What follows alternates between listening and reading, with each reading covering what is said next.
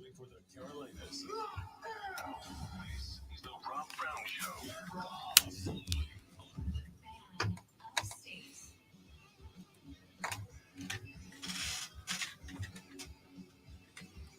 morning. Yes, it is, small child. It is a good morning indeed. Welcome in, ladies and gentlemen, boys and girls, children of all ages. The Rob Brown radio program is off to, I hope, a better start than Caitlin Clark's career in the WNBA. Hey, it's a transition, much like this show in the morning. It's a transition period when you go from one part of your career to the next. When you go from college level ball over here to the WNBA over here, there's a step up in talent from 1 to 5 around the entire basketball court. So, of course, it's going to be a little sluggish out of the gate. It's going to take you a minute or two to catch up with the speed of the game, which is why she had 10 turnovers in her debut. Nope. Not a great start, Kate. Not a great start, but that's okay. Because I believe in Caitlin Clark. 22 is going to be just fine. She did have 20 points and was the leading scorer for the Indiana Fever. How the team did? They lost. But by how much? Enough that. How much is enough? So was it a blowout or was it a close? Did you keep it close? Are you telling me you did not watch Caitlin Clark's debut last night? Is that what are you telling me that America's attention was turned to the WNBA yesterday evening and you were the one person who didn't get involved, Lonzo? Yeah, that's funny. That's what you're telling me? Yeah, I watched NXT. I didn't. I did watch this game. So criticize me for doing, what I normally do. 92-71 your final as the Connecticut Sun moved to 1-0 and knocked the Fever to 0-1 to start. That's like 20 points or something. It is 21 points if you demand that we do the math, which you do, and that's fine. Caitlin Clark, 20 points. She was 5 of 15 from the floor, 4 of 11 from range, 6 of 6 from the stripe. She had 3 assists, 2 steals, and yes, 10 turnovers for minus 13 on the plus-minus stat, which I don't love. Welcome to the league, kid. Yeah, yes, that's precisely. So you expected more? Wasn't it Diana Taurasi, I believe, who said wait till she gets in the league? It was Diana Taurasi who said wait till she gets in the league. It was Diana Taurasi that said there's going to be a bit of a learning curve. There's going to be a bit of a learning curve here. And for the record, I didn't disagree with that. I think what happened with Diana Taurasi was that Diana Taurasi said in what was a classic sports media moment, Diana Taurasi said, Caitlin Clark is not going to dominate the WNBA because it's not college ball, which is true of just about every athlete that goes in any sport from college to pro. It's a different speed. It's a different world. Now, according to the hype that I heard on over there, like over on that side of the board, I was expecting domination every game, going to divert every eye that's somewhere else towards the WNBA because she is the savior, the person that's going to take it to the next level. It was just one game. She very well could be. It's one game. You could be right. You seem concerned, though. I'm not concerned at all. I just said that. I agreed with Diana Taurasi. In a classic media moment, what Diana Taurasi said was, Caitlin Clark is not going to dominate at the WNBA out of the gate because it's a different level, it's a different speed. And what got clipped in the media was Diana Taurasi said, Caitlin Clark is not going to dominate in the WNBA, period. End of sentence, as if that was the end of the sentence, which it wasn't. I agreed. I played that audio to make the point that Diana Taurasi got taken out of context to make her the bad guy, and then I agreed with what she said, which is, dude, like most basketball players, the next level's harder. I saw Diana Taurasi on a couple other things, and she was coming with attitude. She was like, come on, kid, you're just a kid coming in here thinking you're going to do this. She was having the arrogant attitude of someone who's been a pro for a long time, and deservedly so. You can make it sound like it was out of context, but she kind of did that several different places, and we're seeing that she's right. It's no surprise, except to some people who thought she's going to come in that first game and star moment. Here we go. And it just didn't happen. Of course, there were people who thought that.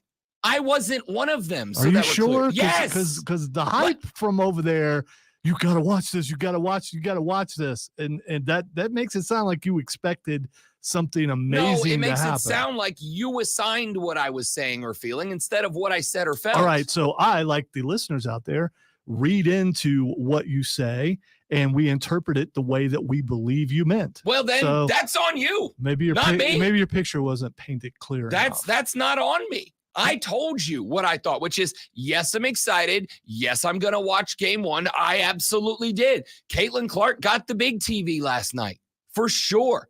Caitlin Clark was on the 75-inch in the Pro Cave. Everything else was off on the side. But what I said was, I don't expect Caitlin Clark to come out and put up 40 with 20 assists in this game. It's a different speed. Everybody out there is an All-American now. No part of you went, oh, no. No. Oh, no. It's game one. No. Okay. All right. It's the exact same attitude that I had after the Denver-Minnesota game one. Yeah, do I look at it and go, uh-oh? You've talked about your wee little heart, so that little bit might be infinitesimal. It might be very, very small, but there's no little bits of dread in there somewhere. Dude. Like hair-sized dread. No. Okay. I might be wrong. She might suck. You might be right. She may be just another WNBA player. That's it. I'm not saying 20 points is not bad in a professional game. You don't get to say you're right, just like I don't get to say I'm wrong, or vice versa.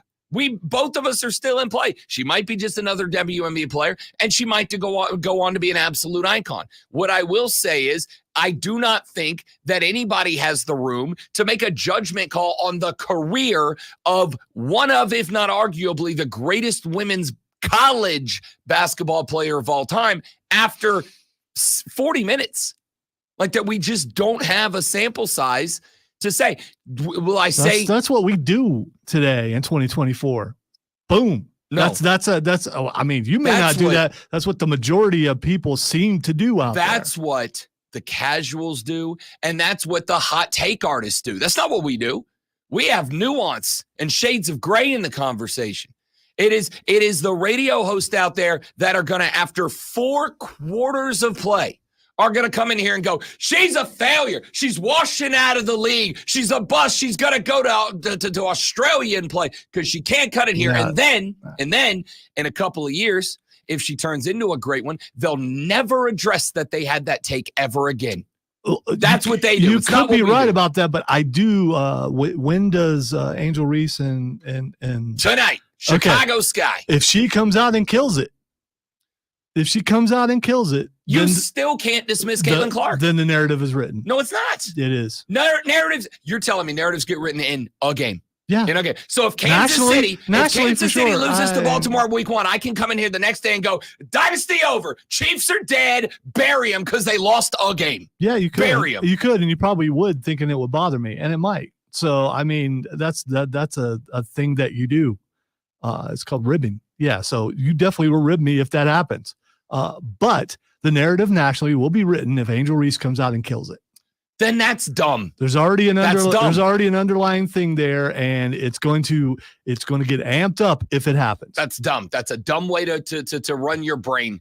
It's just a dumb way to run your brain. I'm just 4 quarters of basketball, and you've reached a conclusion. By the way, 4 quarters. Never said that I thought that. I said that's what I believe the media will do. And those are the people that we push back. Those are the people who write the story, because those are the people that the majority of people turn on and go, okay, what are they saying on this show? What do they say on that show on TV? And they write the story. However they want to push it. That's what a lot of people who don't put thought into it, they just go, okay, he said it must be true, and just move on. And this is why I tell people, don't listen to those clowns. Those are the bad guys in sports. Those are the guys that watered down what is a great part of being an American. They water it down to the stupidest possible takes at the worst possible times, and we just let them get away with it, right? Here's what Diana Taurasi said. She said, quote, reality is coming. There's levels to this thing. You look superhuman playing against some 18-year-olds, but you're going to come play with some grown women that have been playing professional basketball for a long time. Not saying that it's not going to translate. When you're great at what you do, you're just going to get better. But there is going to be a transition period when you have to give some grace as a rookie. It might take a little bit longer for some people, end quote. Yes, I agreed with that when she said it. But what happened was, what went out in the media was the first half of that paragraph and not the back half. They put out the first half. Reality is coming. There's levels to this thing. You look superhuman, ... but you're about to play with some grown women, etc. And then they stop it. And they stop it right before she says, you're great at what you do and you're going to get better. But there's going to be a transition period and it might take a little longer. They cut all that out and they just said, Diana Taurasi says. And then last night, they're like, running with it on Twitter like Diana Taurasi, Hulk Hogan, Caitlin Clark. She didn't. She said exactly what I said, which is it's a transition period. It's going to take some time. In college basketball, they don't have the defensive skill set at all 5 spots on the floor that they showed last night. And oh, by the way, if you didn't watch the game, because I did, they were throwing not just wearing the same shorts man-to-man defense at Caitlin Clark, but they were throwing double teams at her constantly. We are not going to let you get off screens. We are not going to let you hit those step-back threes. We're not going to let you be Caitlin Clark. It is a new defensive tactic that she is going to have to learn to play through. And maybe she won't. Maybe she won't. Maybe Caitlin Clark cannot learn how to score in one-on-one press man defense. Maybe she'll never figure it out. And maybe at the end of this year, Caitlin Clark is just another WNBA player. Maybe she's just the next overhyped product. I'm not saying that's not possible. What I'm saying is, if you watched last night and you think that you know ball so well that you are drawing a conclusion, you might be lucky and get right, but you'll get lucky and be right. You're not right because you've got a good run at it, right? That is what I've used in the past. That is like if somebody correctly predicts the lottery numbers and then runs around telling you how smart they are because they knew that's what the lot. No, you didn't. You didn't know that's what the lottery numbers were going to be. You guessed and you guessed right. That's what the lottery is. It's the same thing here. You have seen 4 quarters of Caitlin Clark against an entirely new level of basketball. That's what you saw. You have no idea how she'll adapt her game. She adapted her game to the college level. She was excellent at it. Last night, the Connecticut Sun had a player in her shorts for every single second she was on the floor. Last night, they were running the defense at her. Last night, they were putting everything into defending Caitlin Clark. Coming up the court, when she had the ball, she had a man in face. She had a defender in face. Coming off screens, they were not just fighting through the screens, they were NFL linebackering through the screens to make sure that she could not hit those off-screen threes. They took away the strongest point of her game. And now the question is, how does she adapt to that? How does she get better? How does she work around that? Because there were some bright spots last night. She had a couple of different runs to the rack where she started to set up to pull up the 3. Defenders came out to get big to stop her from launching, and she hit a nice little quick transition step, a little cross, and got to the glass. She had a handful of threes last night where she was getting pulled over and around, and she was able to find an open space and knock down threes that a lot of players can't hit. And then, as she was coming off the floor at halftime, something that I absolutely loved. She's walking to the locker room, and Aaliyah Boston walks over and grabs her and like puts arm around her, and you can see Aaliyah Boston coaching her up. It's like, hey, yo, they're gonna move this, they're gonna bring this around. And Caitlin Clark is sitting there, dialed in, listening, like, yeah, got it, okay, I like that. All right, I just watched that, and I disagree with your take on that. She looked unemotional. She looked like she was being chastised by an adult as they're walking. And then finally, when Aaliyah stopped talking, Caitlin just reached out her hand to get a little 5, but she was happy that she was done talking to her. I don't know that she heard anything that was said to her.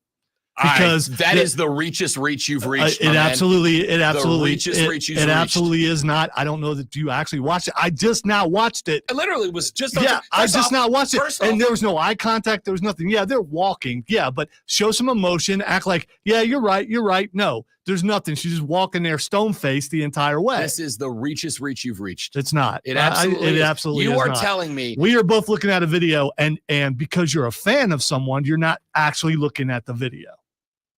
No. You're a fan of Caitlin Clark. That's fine. Yes, I am. That's but fine. That has but you're not looking. Wait. If you and I are walking down the hall and you're talking to me and you're telling me something really important, I'm going to turn around and look at you. I'm going to acknowledge that you exist. You would do that. Right. That doesn't mean anyone else has to do it because that's the right way. Most people would do that. Most people would do that. Absolutely. No. Absolutely. No. Let me tell you the biggest problem that I have with sports fans, and I'm having it. You were right. You called the shot. We are going to fight today. I like this. Let me tell you the biggest problem I have with sports fans. It's always been this way. This is how I would do it, therefore it's right. I would do it this way, and therefore that's the only way it should be done. No, that's not how the world works. It never has been. It never will be. This is why there are coaches of every mentality and philosophy out there. This is what I've talked about in college recruiting. Because you either react to something or you don't. How many times have you told me something important? I don't turn away from my computer to turn around and look you in the eye, and vice versa. How many times have I talked to you about something important? And I you disagree don't look at the again. screen? When we're talking about something important, we both turn around and look at each other. Every single if it's something really important, there's always a turn of the chairs. It absolutely happens. Okay. There's an acknowledgement. Hey, I know this is important. Let us look at each other while we talk about it. I think that you are assigning what you think is right to a player that you may or may not have anything in common with. You are doing the same thing. I don't think I am. I don't see because I am not telling you. Scratch that. I am telling you, this is what I saw out of Caitlin Clark. I saw a young player listening to a seasoned veteran and taking it in. Didn't hear a word she said. She's just walking. She's got a look on her face like, all right, leave me alone, Mom. Yep, that's it. And Caitlin Clark she sticks completely out her disconnected. hand. She hates it. She doesn't want to be there. Lonzo knows it. All right, so here's the thing. So you know what was going through her head. So I don't, but you do. You don't. That's the thing. We both have an opinion on this. Both of us could be wrong. Both of us could be a little right. But you are steadfast in your opinion. That's what you're supposed to do as the host. You are. But you can't acknowledge that you could be wrong. You absolutely could be wrong. I'm wrong all the time. Could be wrong on this. But you won't acknowledge that you could be. I am looking at a player that I have, as somebody who has, turns out I have not coached at the WNBA level or the NBA level. Not yet.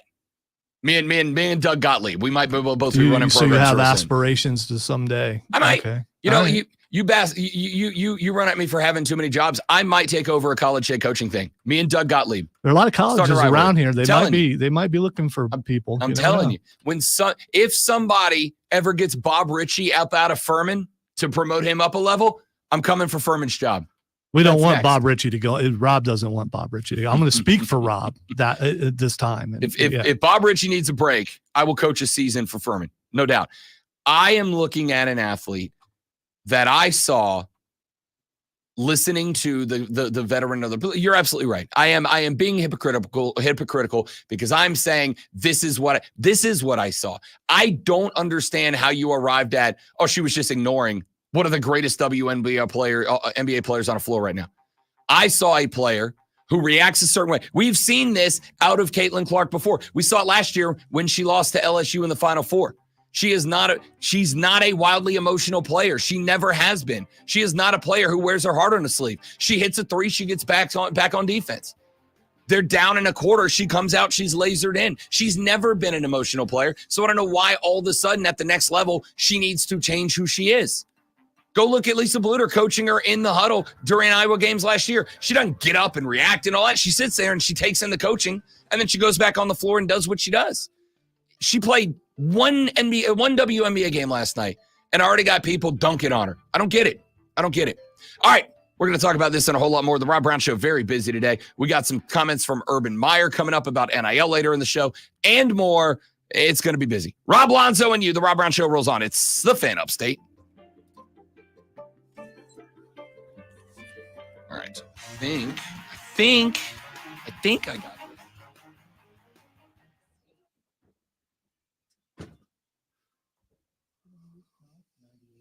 Look, Rob is so distant. He looks like he's running to that big thing, like on the NBA show when they run to that really big screen. What, Kenny? Yeah.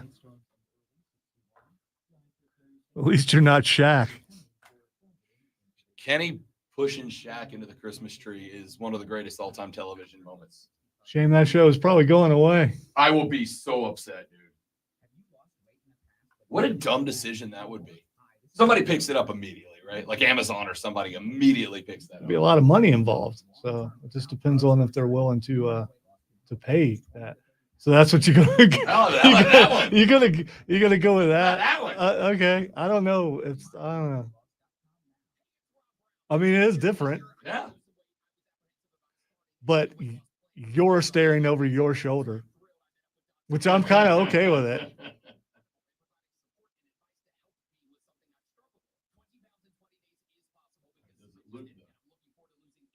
Should. Yay. I like it. I still have the other one on there too, so we can switch. You mean like that? Like that. God dang it. Will it switch back and forth between the if two? It switches back and forth. I'm actually cool with that. Yeah. I don't know. Well, no, because it's got the wire-to-wire one on there too. You know what we should do? Hey, listen, you all get to sit in on a programming mode. What we should do is we should have like station promotions for everything, and it rotates through like an advertising screen, right? With all the different shows and I don't lineups and all know. that. Well, okay. All right. So You know promo Promo not, screens. Yeah, Yeah. not Right? advertising. So like 30 seconds wire to wire, then our show, then BetMGM Tonight, like rotate through all of them. Like That sounds like a Rob Brown project. yeah, I should stop talking. Yeah, I mean, yeah. I always talk myself into more work, and it's very upsetting. I think he might be up. So saying. He doesn't watch the stream, right? Yeah, I would love for you to get a text now saying that sounds like a good That's idea. a great idea, Rob. Put me a thumb drive together. All right, we want to go with nope. Repeat the current video. I'm winning. I finally cleaned my house, so I'm breaking out my new tropical moon spray. Keep winning and create affordable price just for you by bundling your home and auto with the State Farm personal price plan. It's like your own personal paradise. Is it gonna black screen like that every time? Because if so, then I'm gonna have to. What's the bottom one? Oh, I don't know. Like when it got to the end of the video, it like flashed black and then came back up.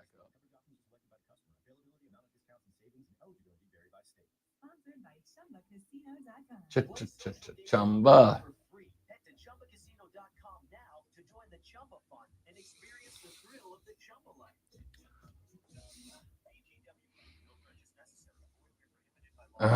That's not gonna work. All right, I gotta fix that later. So, back to the classic.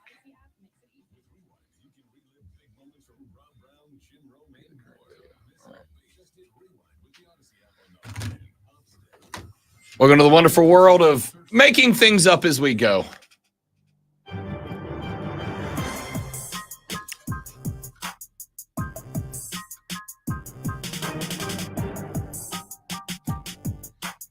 The Rob Brown Show is on your radio. Happy Wednesday, ladies and gentlemen. Rob of the Great One, Lonzo with you. We got Hayden Ass Mario coming up at 9 o'clock to break down these NBA playoffs. But we actually had yesterday some college football news as week 0 and week 1 scheduling is starting to trickle out to us. We now know that we have on Saturday of day 1 a primetime triple header.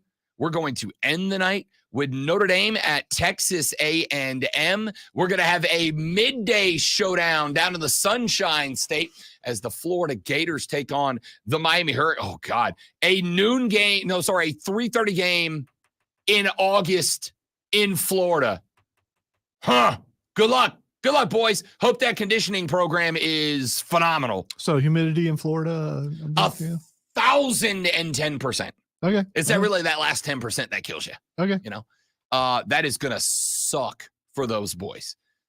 August football in Florida is like, I don't want to call it torture because that's not what you do, but it's that. It's that. And we found out yesterday that on Saturday, August 31st, the Clemson Tigers will play the home game, play the home team. Not at home, though, in Atlanta, Georgia. Take it on the Bulldogs. I am sorry to tell you all, like, I know you have massive support for your team. That's going to be a home game for Georgia. Season over already then?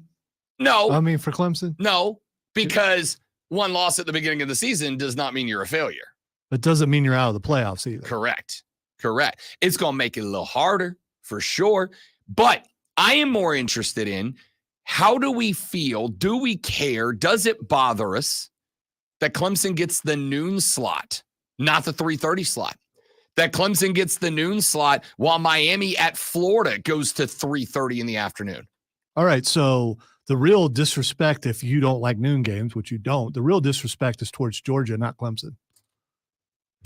I don't know. Because Georgia's been on top the last couple of years. Clemson has not. So if you want to go disrespect, it's not Clemson, it's Georgia. And maybe Georgia is playing at the noon game because they're playing a lesser opponent, so they put it on at noon. That's what I'm saying. Oh, okay. I'm saying I wonder how's that not true, though? Just record-wise, it's definitely true for the last couple of years. For sure. I'm asking, though, like, okay, because the 3:30, I am not so much worried about Notre Dame at Texas A&M. Of course, they're putting that one on last. That is one of the few times that ABC is going to get the opportunity to own a Notre Dame game. Notre Dame as the CBS state, or the NBC team of choice. If ABC has an opportunity to put a Notre Dame game on in primetime in their network, that's a crazy valuable brand. That is why NBC gives Notre Dame a contract to be the sole carrier of Notre Dame football. That rivals what the TV contracts of ABC pays out to the SEC, because they are a wildly valuable football brand. And so because they are a wildly valuable football brand, ABC's going to move Notre Dame into the primetime 7:30 slot on, August 31st. I am more interested in the fact that Clemson gets popped to the noon game and Miami versus Florida goes on at 3:30. Is Clemson viewed? First off, let's start with this. Because as I mentioned in the last segment, we are not a hot take show. We are a show about nuance within the world of sports. It may not be the best for clipping social media clips out of, but I do think it is the best way to talk about sports. I look at the 3:30 game. I look at the noon game. And from the perspective of a fan, or scratch that, from the perspective of a TV guy, there is the concept of setting the tone for the day. That is day number one of college football. You want the biggest possible audience that you can get at noon so that you can keep them and get them to hang on for as many hours of the day as possible. And so my question is, did Georgia Clemson go at noon because they think it'll get more eyeballs to tune in earlier and stay tuned in later in the day than Miami, Florida? Or do we think they popped that game in that spot because they're looking at Georgia, who has been on the top of the mountain of college football for a half a decade now? They look at Georgia, they look at Clemson and go, it's not the Clemson team that it was 2-3 years ago. It's a down Clemson team. So let's go ahead and put Georgia out there first, because Miami versus Florida may not be two like illustrious primetime teams today, but they are two very good upward trending teams that we think could have a conversation influence this year. And so we want to put them in a more primetime spot. I can't decide which of those is true. Or it could be that Georgia and Clemson are somewhat of a rivalry, because they are. And you put, are they? Yes. So you're putting them on at noon so you can control the chaos that may ensue after. I mean, again, daylight is better for that sort of thing. How is, I'm asking, this is curiosity. This is not me pushing back. I'm genuinely curious. As someone who's been here for 27 years, Clemson considers Georgia a rivalry, and they don't like Georgia. I don't know if it's the same way back, but I know Clemson hates Georgia. I mean, listen, I get hating Georgia. Their fans make it very easy, all due respect, Georgia fans, to hate them, for sure. They do make it easy. Grown men barking into the face of other grown men makes it real easy to dislike you, Georgia. It's obnoxious. Knock it off. But I had no idea. I get disliking Georgia, but disliking doesn't mean rivalry. Is this like a secondary rivalry for Clemson? Then again, has Georgia and Clemson played since I got here? once at least, I believe. Maybe not. I'm pretty sure there was another one recently, but back in the day, I think they played each other fairly regularly. I got no idea. Let's see. Clemson Georgia football rivalry is an America. Okay. Well, Wikipedia says it's a rivalry. So if Wikipedia says it's a rivalry, I guess they consider it a border rivalry. Here's the thing. Clemson considers it a rivalry. I don't know that Georgia does, but Clemson definitely does. The last time that these two teams got together was 2021. So they have played once since I've been here. The last time they played before that was 2014. They played in 2013 and 2014. They played in 2002 and 2003. So since the turn of the millennium, they've played 5 times. This will be 6. I got a hard time calling that a rivalry. I'm not going to call a team you played 5 times in 24 years a rivalry. I just know what I've been told by Clemson fans. I'm also going to say I'm not going to call it a rivalry when you have won 1 out of the last 9 games, right? That Clemson fans love to say to South Carolina fans, it's not a rivalry when you beat us 1 out of a dozen times or whatever that number is. I don't know. I'll call it a rivalry for the sake of pumping up a week 1 matchup. I'm good with that. Like, cool, let's call it a rivalry. But my question is, did they move it to noon because they think this is going to be a wonderful way to start the day that's going to get as many eyes on the early game as possible? Or did they move it Clemson to noon because they did not think, again, when you say, oh, whatever, remember SEC on CBS, right? That's been for years until this year. That's been the crown jewel of CBS Saturdays. Is the SEC on CBS game of the week, which is always at what? 3:30. They moved that game at 3:30. If the noon slot was more valuable, we'd kick off the day with the SEC on CBS at noon, but we haven't. It's a 3:30 game for a reason. So is this we love to use this word. Is this a shot? Is this a disrespect of Clemson? Is this we think Georgia, because here's the other thing. If you think that Georgia is going to have Clemson beat thoroughly and easy, then I want that game out of the way quickly. I want that game done early, and I want that game to roll into a better game. I don't want to put that game on at 3:30 where people disassociate. That game's going to end at 6:30. We got an hour to kill until the last one, and people are going to go, all right, well, that wasn't fun, and they turn it away to other networks to go find other football games. So this is how we want to start the day so that we have a wonderful, it's like putting the Rob Brown Show on in the morning. Wonderful start to the day. Sets the tone for just amazing things to happen. Or we think Clemson's going to get their asses kicked, so we want it out of the way early so that we can move into more competitive games later. Well, a few years ago, Clemson would have wanted this game to prove that they were on top because they were. Now they need to prove that they're not gone. So, I mean, there's more proving going on the Clemson side. It is a rivalry according to Clemson, and I think you may be right, or the last thing you said, I think they're putting it on there because it's Georgia and they want to get the game out of the way. And the marquee game is Notre Dame. You said Texas A&M? Yes, Notre Dame, Texas A&M at night. Yeah, that's the marquee game. As of the game schedules that we know on that day, here's what we know is happening that day. Georgia Clemson at noon on ABC. Followed by Miami at Florida, which, yes, Texter, is a rivalry, obviously. That's at 3:30. Also at 3:30, Colorado State at Texas on ESPN. Western Kentucky at Alabama. Kalen DeBoer making his debut with the Crimson Tide at 7 on ESPN. Central Arkansas at Arkansas State, sure. And then Notre Dame will be counter-programmed against Texas A&M against Colorado State at Texas. So is Clemson getting the early draw because they want to start the day off with a couple of big brands? Or is Clemson getting the early draw because ABC thinks that Georgia's going to dog walk the Tigers and they want to just get that game out of the way and move on to the more competitive ones later in the afternoon? What are your thoughts on Clemson drawing the noon game in week 1? We're back after this on the Rob Brown Show in the Fan Upstate.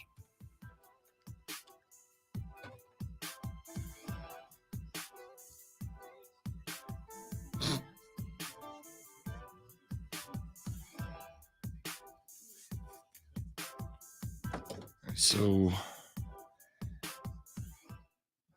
I don't know. I guess it's a good thing you added that on the end, Tracy. I am. Clemson by 3, LOL.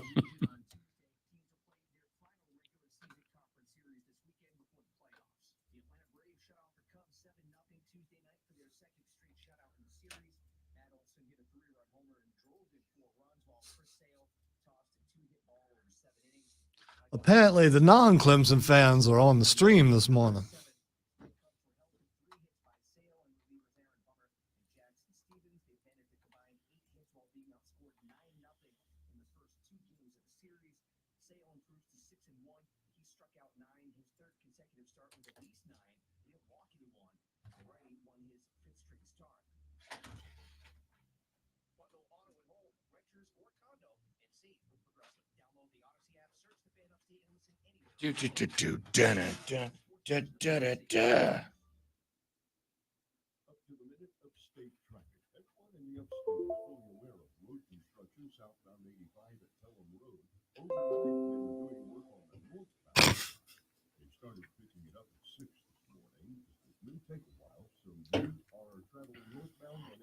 Okay. I mean, it's a little early to be talking anyway. It's only what, May? So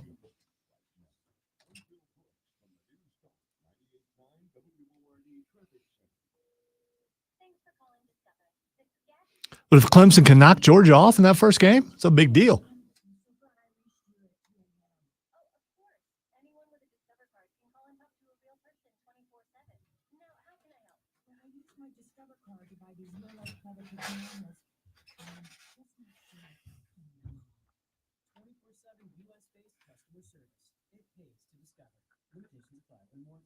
So it didn't work, or you just ran out of time?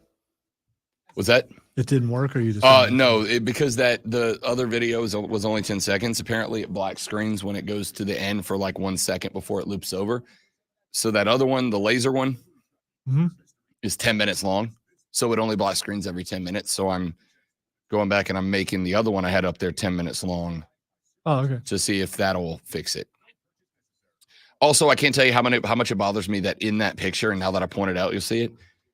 My left collar lapel is curled up under itself, and I look like a dork. But it's a great picture of us. Other than that, well, it's like one of the only pictures of us because that's also correct. Because they don't put me on stuff. So we took like 6 pictures that day. And they gave us 2. We took us more than that, dude. They gave me the one with a baseball bat, and they gave me this one. We took like 50 pictures that day.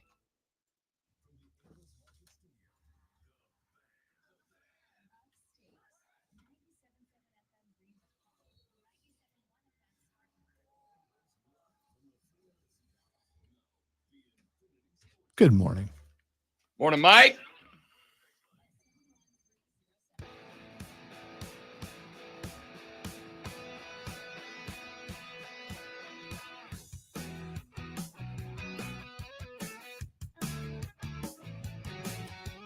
Texas said maybe the bigger question is if Georgia hammers Clemson, does that put Dabo on the hot seat?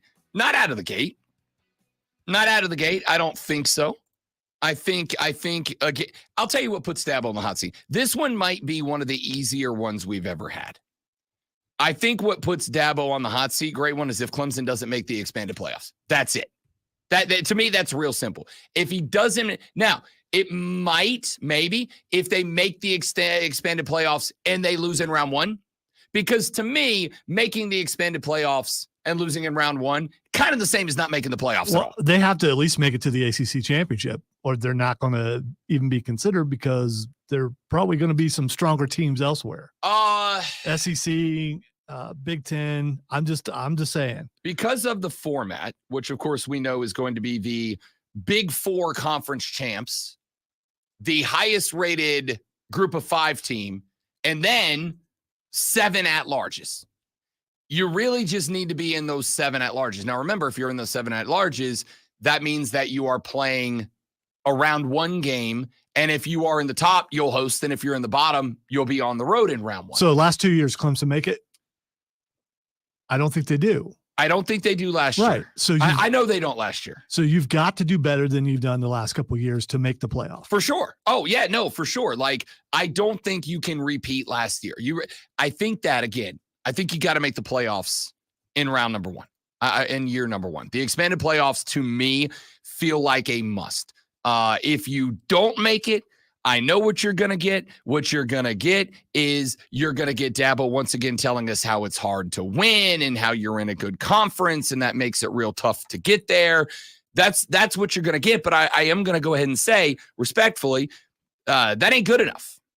That ain't good enough. At the end of week 15, you had Michigan out of the Big 10. You had Washington out of the Big 12. You had Washington out of the Pac-12. You had Texas out of the Big 12. You had Alabama out of the SEC. You had Florida State out of the ACC. Now, assuming that you put Texas into the SEC, either Texas or Alabama would have been in. The other one would have dropped down. Your 4 champs last year would have been Michigan, Washington, either Texas or Alabama, and Florida State. Your highest ranked group of 12 team was, do you even remember who it was? Or your group of 5 teams? Who was the highest ranked group of 5 champ? Was it Liberty? I think it was Liberty. So you would have had Michigan, Washington, the winner of Texas, Alabama, Florida State, Liberty. Then down after that, Georgia, Ohio State, Oregon, Mizzou, Penn State, Ole Miss, Oklahoma, LSU. You may have 1 or 2 that would have switched in or dropped out. I did it before. I did it like months ago. I actually sat down and kind of figured out what it would have looked like. Now, again, keep in mind, we did have a Power 5 last year. We will only have the 4 plus 1 this year. So a 5 plus 7 model. The 4 champs, the group of 5 highest rated champ, and then the 7 at large. But we sat down and figured it out. All right, let's say Alabama would have beat Texas in the SEC championship to take the rubber stamp match. And then you would have dropped Alabama down. I think it would have pushed LSU out at the end of the year. And then you would have had, that would have been your lineup, in which case Clemson, ranked at the end of the year at 22 last year with an 8-4 record, would not have gone. I think this year, and I'll tell you why I think this year is maybe more important than the rest. Because I think after, 3 years of NIL, going into year 3 of NIL, whatever it is, after enough time that portal teams have flipped we are now fully invested in the portal. This will be year 4 of the portal? So this will be year 4 of the portal, meaning that you've had 3 years to get the portal working, to figure out your system, to figure out how you're going to work it. And again, very clearly, Clemson is the only Power 4 team that did not bring a transfer portal guy in. Not one. And again, I'm not saying that's right or wrong, good or bad. I mean, I do think it's bad, but I'm not saying it's right or wrong, good or bad. I'm saying Dabo has the right to run his program the way he wants to see fit. And if Dabo believes that he can, via the old methods of recruiting, build a team that is competitive in the portal era, then power to him. Good luck, my guy. Wish you the best. And if that's the way he feels like he can run a program, and he does, who the hell am I to question it? If Clemson ends this year inside that top 12 as a playoff team, whether they are ACC champs or not, whether they are first round bound or not, home or traveling in round 1, if he makes it with a non-portal team in the portal era, then who the hell am I to judge him? But I will say this, the new era of college football, whether you like it or not, is established. It's here. NIL has been around long enough to get used to working within the NIL parameters. The transfer portal has been around long enough to get used to working within the transfer portal parameters. If you are not caught up and ready to go and ready to succeed in that era now, then you're not going to be. It's been 3/4 years. You're not going to be. So I think that the little bit of a grace period that I was absolutely willing to extend to coaches to try to figure out, all right, how am I going to run my program? Especially legacy guys that have been at their school for a very long time. There's what would have been decided 4 coaches active that have won a national championship, or is it down to 3 now? Kirby Smart, Dabo Swinney, and Mac Brown. I think that's it, right? So legacy guys that have been around for a very long time, I am happy to have given them a grace period. But that grace period to me has come to its end. You cannot now say, I don't think, well, we're still learning the parameters of this brave new world. We're still learning how to operate under the parameters of NIL, under the parameters of the transfer portal era. You have to know now. Yeah, there's nothing else that's happened in college football that we're like, we'll give you 3 or 4 years. Hell, most head coaches that become head coaches don't get 4 years to succeed or fail just at head coaching. Most coaches get 3 max. If you ain't got it figured out in 3 years, you're gonzo. And so I think that there is absolutely a grace period. I think that grace period has come to its conclusion. The question for me is, what's the limit? What's the line where you say, now that the grace period is over, this isn't good enough? Or, because we've had this conversation before, and inevitably we'll get a text or we'll get a call from somebody that goes, I don't care if Dabo goes 0-12. I'm not getting rid of the guy. He's done too much for the university. I will tell you right now, I was down in Florida, in the Florida Panhandle, for the fall from grace of Florida State University. I was there for the end of the Bobby Bowden era, a point where, as a guy who I guess was considered disrespectful, I got blacklisted from the FSU Alumni Association when I was covering Florida State down there, because when it got to the end of Bobby Bowden's career, a guy who was every bit as important to Florida State, if not more so, than Dabo Swinney is to Clemson. When it got to the end of the Bobby Bowden era, I got on a microphone on a station down in Destin, Florida, an hour and a half away from Tallahassee, and I said, look, you should name the field after Bobby Bowden. You should name the stadium after Bobby Bowden. There should be a statue of Bobby Bowden on every corner of every street in Tallahassee, Florida, but you got to fire the guy. You got to move on from the guy. He doesn't have it anymore. The game has passed him by. He's too old. He doesn't know how to communicate with his players. The speed of the game, the tech of the game, it's all beyond him. And I got a lot of, oh, Rob hates old guy takes. Shocking, I know. But no, I didn't.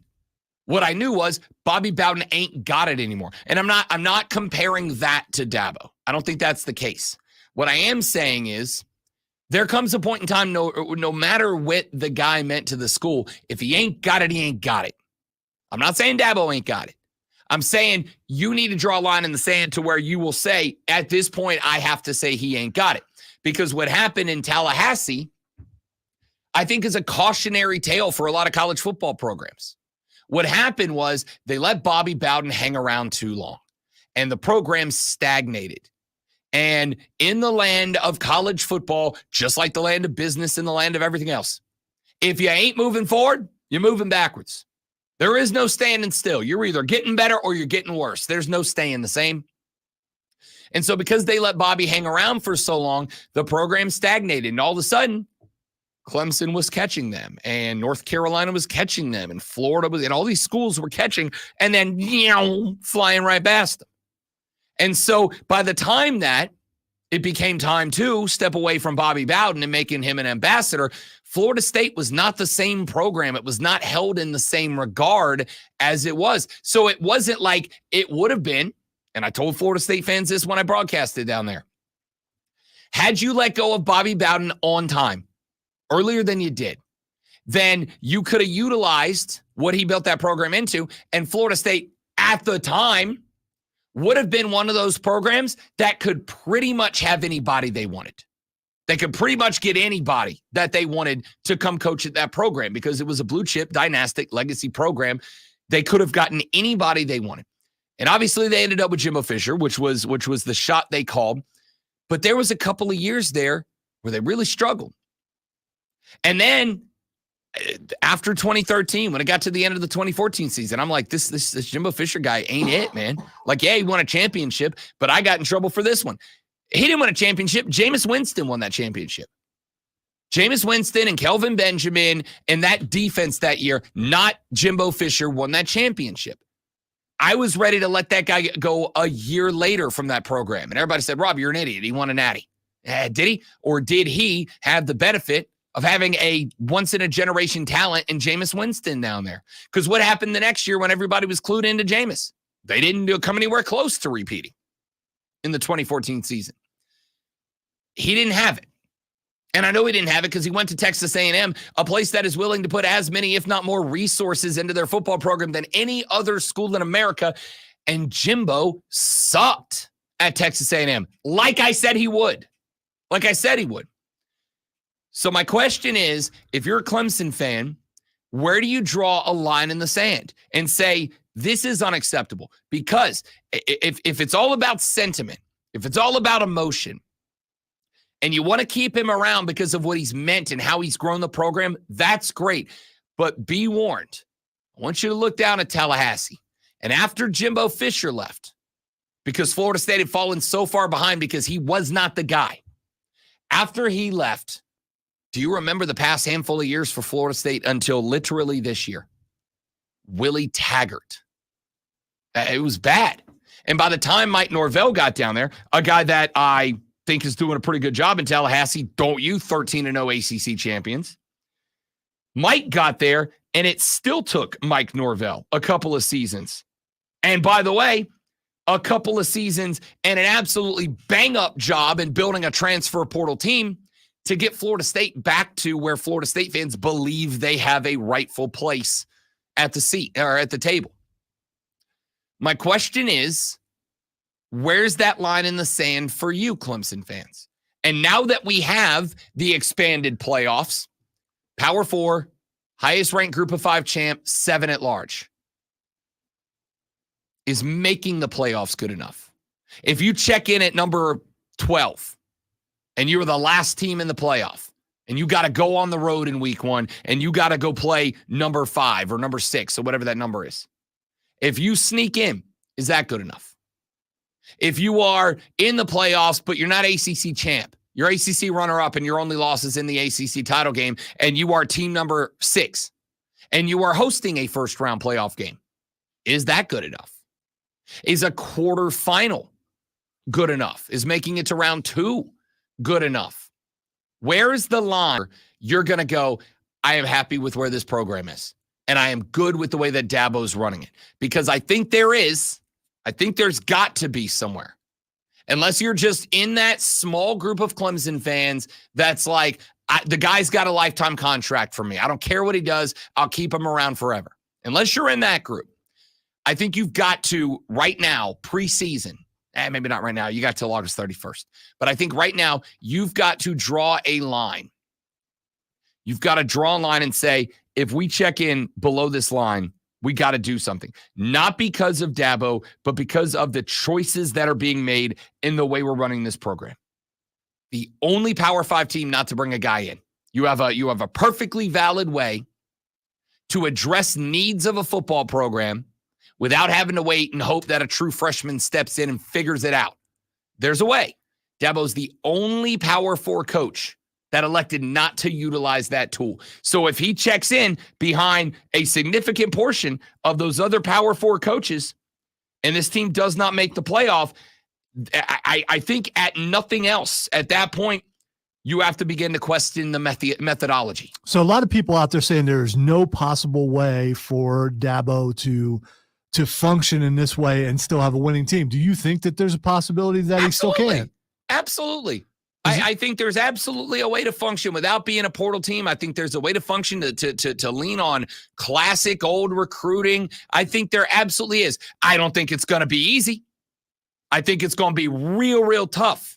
But if you are that committed to doing it the old way, if you are that anti the portal, if you are committed to doing it the old way and succeeding, I think it's going to be tough as hell. I think it is going to be the biggest challenge in Dabo Swinney's career.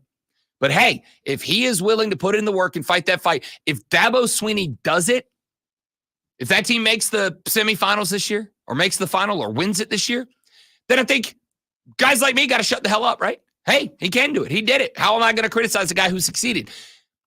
But anything less than success, and it is absolutely going to draw more criticism. And so my question is, and I think it's as much for the sake of the conversation as anything else, I think you have to tell me preseason what the line for success is so that at the end of the year, we can say Dabo's way was successful or it was not. And now we have to have a conversation about, is it good or is it bad? Is it time to do something or is it not? Wesley on the stream says, as a Clemson grad, I say second round playoffs. I think that's where I draw the line too. I think making it in is good, but I think you got to get out of the first round for me to say this was a successful season. Top 12. We have never celebrated top 12 ever. Nobody hangs banners for top 12. You hang a banner for top 5, top 6. Nobody's ever hung a banner for top 12.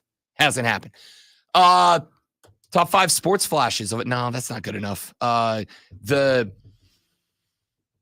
You know how I would define a successful sports flash? Like this.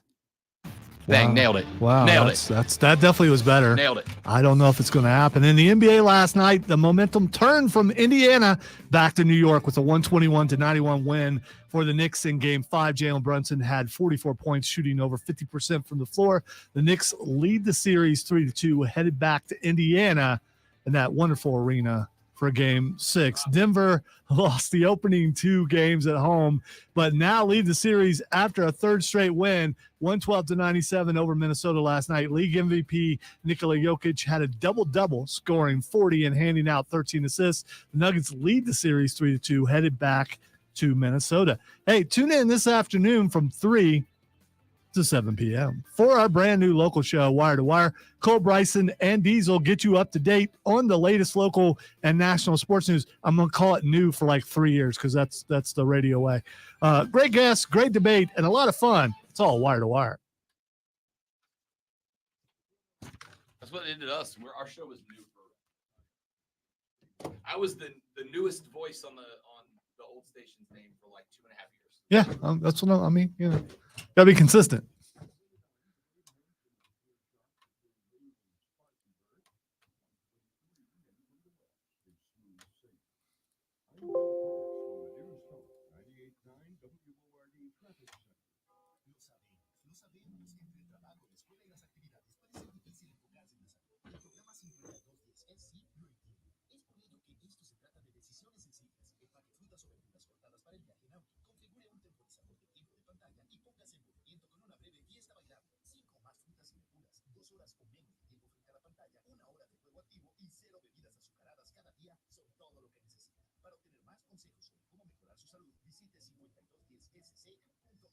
The 6th annual Rock the Village benefit concert featuring Randemonium is this Saturday from 6 till 10 at O'Neill Village in Greer. All proceeds go directly to Defenders for Children in partnership with TG Properties and Welcome Home Upstate at Realty One Group Freedom. Support a very important cause this Saturday. The concert is totally free. There will be canine heroes, raffles, food trucks, and more. Bring your chairs and blankets and enjoy a wonderful evening. Rock the Village at O'Neill Village this Saturday starting at 6 p.m. with live music from Randemonium.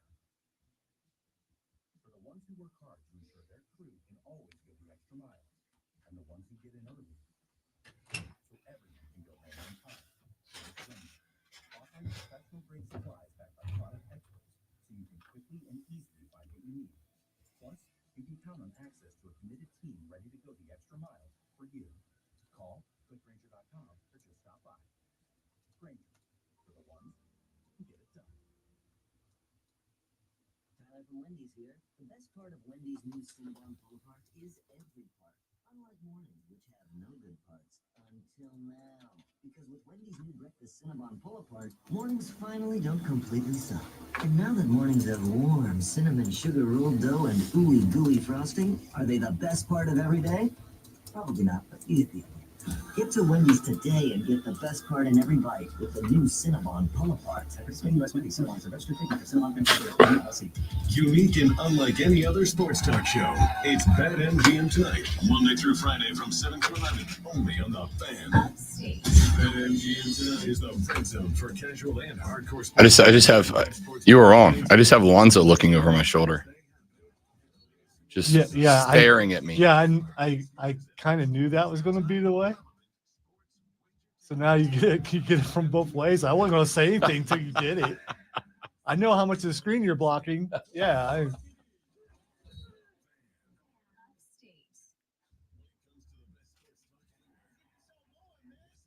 You know you're not going to leave it unless you move yourself. I'm just going to be doing the stream over here now.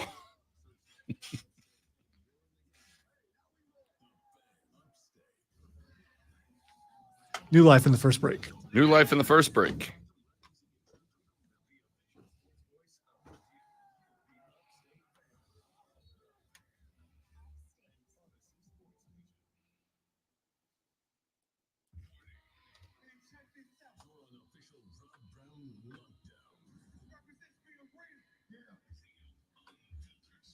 Manufactured locally for the Carolinas. This is the Rob Brown Show.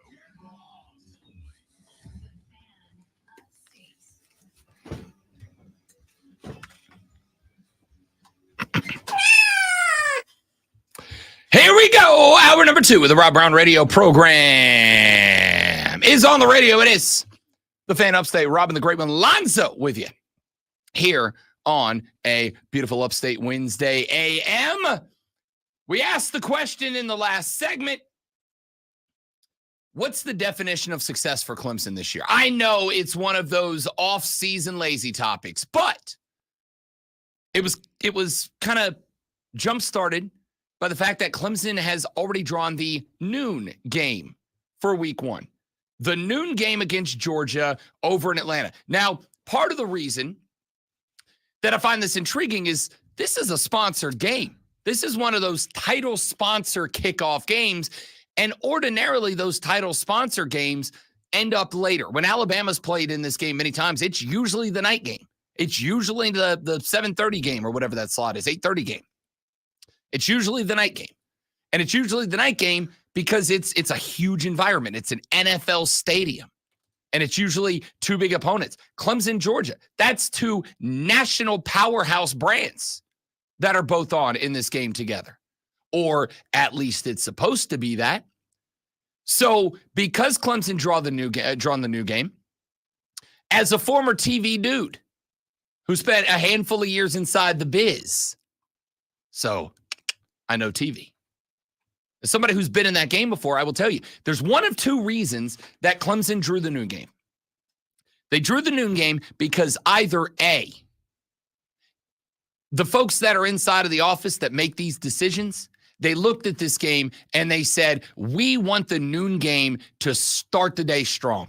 We want to build, the goal is to build the biggest audience that you can build as early as you can build it, and then keep your programming high intensity to keep the eyeballs on the screen. You want people going, I got to be there at noon. I have to be tuned in at noon. And then you want to provide something that is so compelling that they don't change the channel. They stay there. In fact, you know what? This is part of water cooler cheat sheet item number 1. So let's just say you're on your way to work. You're going to check in. You're going to take a break. You're going to talk sports, blah, blah, blah, blah, blah, blah, blah, blah. You're going to need this. Are you ready for the playbook of the peculiar, the almanac of the absurd, and the encyclopedia of the extraordinary? Well, you better be, because we're diving headfirst into the 3 top stories that will have your coworkers saying, What in the wide, wide world of sports is going on here? No. Here we go. Welcome to the water cooler cheat sheet on the Fan Upstate. It is the water cooler cheat sheet, the top 3 sports stories that you need to know before you get to the office and start talking sports with your coworkers today. We dive right in with item number 1. We've already been talking about it, so we'll keep going here. Yesterday, this is a big rip, RVD. No, my dude had a little trouble getting the water cooler into. Have you ever had to put one of those in there? Yeah, when it rattles around a little bit at the end. If you hit the angle wrong, it's a little bit heavier than you thought it was. That's what it was. You can help, Janet. Don't just stand there and look at me. Oh, she's horrible. The worst. We got yesterday the kickoff times for the first handful of games across week 0 and week 1 of the college football season. We're going to get our first round of games on Saturday, August 24th. That is going to be the kick of week 0. SMU at Nevada, Montana State at New Mexico, Delaware State at Hawaii. The big game on Saturday, August 24th. Florida State is at Georgia Tech, but they are both at Ireland as that game will kick off from Dublin, Ireland. College game day will be at that game. I suspect in large part because they do not want to do a college game day in Tallahassee, Florida this year. Different conversation, different topic. We will have some more games on Thursday, August 29th. Not exactly the strongest slate of Thursday night games. You do have a couple of big-time games, or at least big-time teams participating, or at least teams with hopes. North Carolina's at Minnesota that night. Don't have a time for that one. We do have a time for one I'm very interested in. Great one. North Dakota State at Colorado, 8 p.m. on ESPN. You ready for Rob Brown's fearless prediction? Way damn too early. North Dakota State's going to beat Colorado. They're going to go to Boulder. They're going to beat the fighting Deion Sanders is, and the shine will be all the way off that apple, man. The Bison, the Buffalo, they're going to go to Colorado and beat the Buffalo. The battle of the identical mascots, but different names.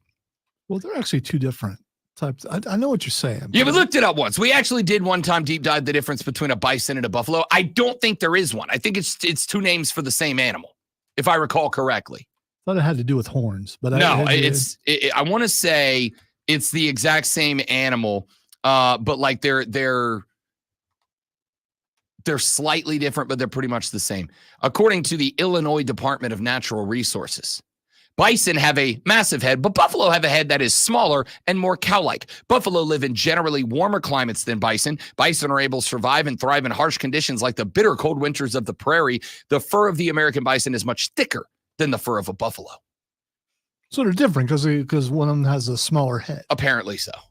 Either way, these teams are different too. North Dakota State is a monster at level 2 football. I was going to say, at level 2. At level 2 football. Colorado is not a monster in level 1 football. Sorry. You got to be honest about what they are. They're 4-8 last year. Lonzo, fearless prediction number 1. Way too early. Write it down. Hold it to me. North Dakota State goes into Boulder and beats Colorado in week 1. I'm just not there on yet. ESPN. I'm just not there yet. I could see that as a possibility because of North Dakota State's been really good. They have. Colorado's not. We don't know what the new crop of players are like for Colorado. Also true. You might have brought in a better crop this time. Got a handful of games on Friday night, August 30th. We got times on a couple of them. Temple's at Oklahoma at 7 p.m. as they start their first SEC campaign. TCU is at Stanford at 10:30. Then on Saturday, we know what games we have on Saturday. Furman is down at Ole Miss. On Saturday, we have got the Gamecocks of South Carolina. They are at home in week number 1. Who do they have in week number 1? Old Dominion, ODU, the Monarchs coming to town. But we have our first set of times, primarily the ABC and ESPN games that day. Georgia is at Clemson. This is the Atlanta game. That game is going to be at noon. First game of the day. It'll be followed up by Miami at Florida at 3:30. Colorado State at Texas at 3:30 on ESPN. The Miami-Florida game on ABC, by the way. Western Kentucky's at Alabama at 7 on ESPN. And Notre Dame's at Texas A&M. That is your college game day game, week 1 game. That game will be at 7:30 p.m. on ABC. So the conversation we were having is, Clemson caught the noon game for one of 2 reasons. Either it is A, because the TV execs are looking at that and they are thinking to themselves, we want to set the standard early. We want to open with electricity so that we can build the biggest audience out of the gate and then maintain that throughout the rest of the way. Or they think Clemson's going to get absolutely thrashed in that game and they want to get it out of the way early so that they can build to better games leading into the primetime nighttime slate. I'm going to tell you right now, again, this is not Rob hates my team, because I don't. I would love for you to win this game. I would love for Clemson to win this game. I would adore Clemson winning this game. I promise you, I will get more visibility on stations nationwide after that. If Clemson wins this game, I will get calls from stations in Mississippi and Alabama and Louisiana and Florida going, Rob Brown, can you come on and talk about Clemson football? Because they just shocked the world. I'm pulling for you. I'll get exposure.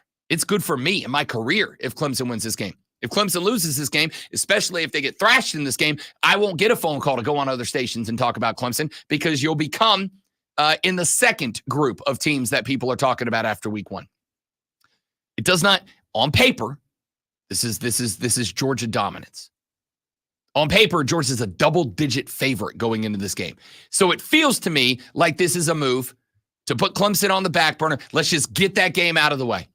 This game was contracted a while back. back when we assumed these two teams were both going to be still in the national championship picture. We assumed that this was going to be an absolute battle and jockeying for position for a top 5 spot right out of the gate. And unfortunately, Clemson hasn't held up their end of the bargain. They're 10.5-point dogs. Let's just get it out of the way. Miami and Florida, these are two schools that, despite underwhelming seasons last year, have heightened expectations this year. And even though I don't think either one of these two teams is in the realm of Georgia, in fact, I would say Clemson's probably on par with Miami and Florida right now, maybe even a little bit better. We'll see. It's a very competitive game. These are two teams, again, with heightened expectations this year that are on the same level. This game is like a 4-quarter thriller. The majority of people think Clemson is taking a thrashing in week 1 from Georgia. And I think that's why you got the noon slot. So that led to the conversation in the last hour, a conversation that we will pick up moving forward of what's the definition of success for you this year? What is the definition of success for you this season for Clemson? Is it make the playoffs and sentence? Is it win in the first round of the playoffs, get to round 2? Is it win out of round 2 and get to the quarterfinals? What's the definition of success? Because to me, this is the year that if success isn't met, if you don't meet whatever the widely accepted definition for Clemson is of success, in a year where Dabo Swinney, as we mentioned earlier, at least as of right now, is the only Power 4 coach to not add anything in the transfer portal. If you don't make that level of success, then I think it is more than fair to question Dabo Swinney at the end of the season. We'll talk more about that later on. Let's get to item number 2. As we also mentioned earlier in the show, because we're just real good at this. Last night, the WNBA season kicked off. They got their first games underway. That includes the debut of Caitlin Clark with the Indiana Fever. And it went not great, Bob. Not great. Fever, 71-92 losers against the Connecticut Sun. Caitlin Clark in her debut, 5 of 15 from the floor, 4 of 11 from range, 6 of 6 from the stripe. She did lead all scorers on the Fever by in terms of scoring. The next highest scorer was Smith, Nalissa Smith, who knocked down 13. Aaliyah Boston only had 4 points in this one, 2 of 6 from the floor. No free throws attempted for Aaliyah Boston. And this is something else I didn't add to the conversation. I think a lot of people, in fact, I was looking at the BetMGM numbers the other day. There are more votes on Caitlin Clark as MVP than any other player in the WNBA by 11 times, not 11%. There are 11 times more votes, more bets on Caitlin Clark to be the WNBA MVP than any other player in that league. Wow, some people believe the hype. And it could still happen. It could, but that's hype driving people to bet. I agree. Have you ever been driven by hype to bet? I do my best not to, but I'd be lying to say no. I think everybody who bets is occasionally influenced into a bet. It's just part of the game. I do my best not to. In fact, I have told you guys in the past, if you really want to know where Rob Brown falls on a topic, ask him how he bet on it. Because I am not capable of being less biased than I am when I'm placing bets on stuff. And I did not take a Caitlin Clark for WNBA MVP, or I didn't even take her for a Rookie of the Year bet, just so we're clear. If I was going to make a bet on Caitlin Clark, it's Rookie of the Year, right? Because the pool of potential candidates, very limited. You got Cam Brink, you got Angel Reese, Camila Cardoso. You've got a small pool of players that could be in that group. I did not even take that out. Part of the reason that I didn't take that is because, and I think this is what gets lost in the sauce, and it's fine, but this is a part of what happens when you've got a very large audience who's never watched the WNBA following a player over. The Fever aren't good. They weren't good last year. There's a reason they had the number 1 overall pick. They're not good. Now they're getting better, but Aaliyah Boston was the number 1 pick last year for this team, or 2 years ago for this team, because they were bad, and they're still bad. Caitlin Clark, no matter how good she is not coming in and taking this team from worst to first. It's not going to happen. Do they not do the lottery thing in WNBA also? They do, but okay. they had the biggest chance to win the number 1 overall seed for a reason. So unlike the NBA, the WNBA if you actually should get it, you actually do. Not necessarily, but again, there's a reason they had the best odds to get it and then did. The team's not good. It's just not. And Caitlin Clark by herself is not going to solve that. Caitlin Clark and Aaliyah Boston still need help. Starters not named Clark or Boston scored 17 points. Just so we're clear. Caitlin Clark had as many points as almost everybody not her or Aaliyah Boston combined. Almost. She's not fixing it by herself. This is another part of the reason that I said, I think she's going to be fine. I think she's going to be good. But she is not going to jump off the page like she did at Iowa. It is better competition all around. And the team she got drafted to stinks. And it is going to take some time and effort to build that team up. And keep in mind, Caitlin Clark was in Indiana, Alonzo, for 2.5 weeks before the season started. This isn't like she had a full NBA offseason with training camps and traveling and summer leagues and this, that, and the other. She played at Iowa. She got drafted like 2 weeks later. She was in Indiana like a week and a half after that. And then 2 weeks after that, it's season time. Is that unusual for a WNBA player? No, but my point is, I think a lot of people expected like an incredible amount of chemistry and growth in this team. Caitlin Clark's been on this team 2 weeks. You think she was just going to show up and like all of a sudden they were going to be a WNBA threat? No, the team stinks. Apparently a lot of people were betting on that. I should have listened to Rob Brown. I could have helped. Could have helped. This is why you need to pay attention to the show. I could have helped. I was here to help. All right. Let's get to item number 3 real quick before we take a break. NBA playoffs going down last night, and like I told you they would, the Denver Nuggets are once again in control of the series against the Minnesota Timberwolves. A 97-112 win last night, and the reason why is because Nikola Jokic is very good at basketball. 40 points last night for Jokic. Also tossed in 13 dimes and 7 boards, 3 boards away from another playoff triple-double. Nikola Jokic is good. They talked to Anthony Edwards after the game, and they're like, yo, bro, what do you have to say about Nikola's 40-piece? And he's like, what do you want me to say? All I can do is laugh. That guy's real good. His quote was... And people got mad about that. Yeah. I mean, if you ever went up against someone that's so good, you just laugh like, what was I supposed to do? Yeah. That type of thing. He's like, that's all I can do is laugh at it and move on because, quote, he's really good, end quote. All right. So there are people out there that don't really want honesty because I wish the player would be honest. This dude is honest, and now he's being criticized for it. I think it is yet another example of people saying, this is how I would react, so this is how I expect my players to react. No. I thought it was something real controversial. Then I heard it was like, it's not controversial at all. dude, that's exactly what I would say. Yeah. Like, come on. Did you see him play? As I have said many times, Tom Grant, my old middle school coach, one time stared us in the face and said, you boys today had the biggest problem you can have in sports. They were just better than you. Last night, the Nuggets were just better than the Timberwolves. End of discussion. The Nuggets are a better team than the T-Wolves. I tried to tell you that back in games 1 and 2 when everybody wrote the Nuggets off. And I said, look out. Because the boys ain't cooked. 121-91, the Knicks win over the Pacers last night. Do we even need to break that game down? The Knicks kicked the crap out of the Indiana Pacers. They stole all the electricity the Pacers built in the last game, and now they lead 3-2 going back to Indiana. This one's going 7. Home teams winning the rest of the way through. We'll talk more NBA playoffs later on in the show.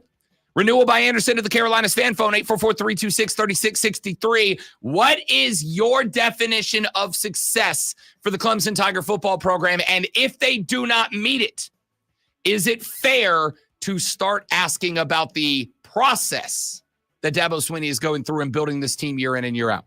We'll talk more about that coming up on the Rob Brown Show on the Fan Upstate. New life. All right, guys, quick live read. We're coming right back. Stay right there for me.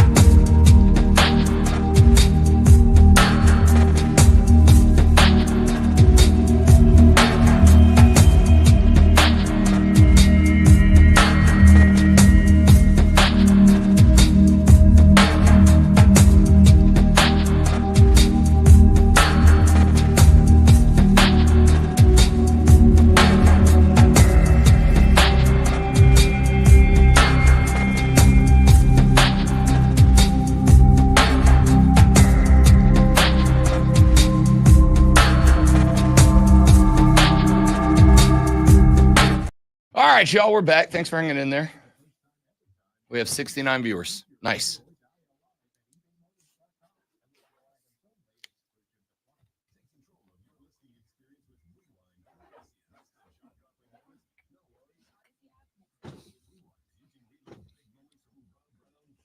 QC in the next break. 10-4 QC in the next break.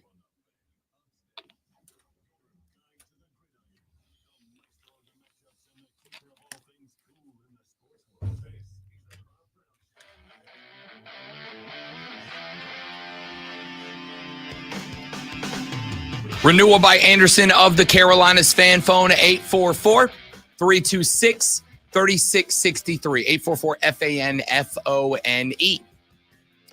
Text us on the text line at 71307 71307. Start your text with FAN, F-A-N, FAN, F-A-N. We'll read them on the air. I have asked the question this morning. We won't hang on this all AM, but I do want your input. I do want your thoughts on it.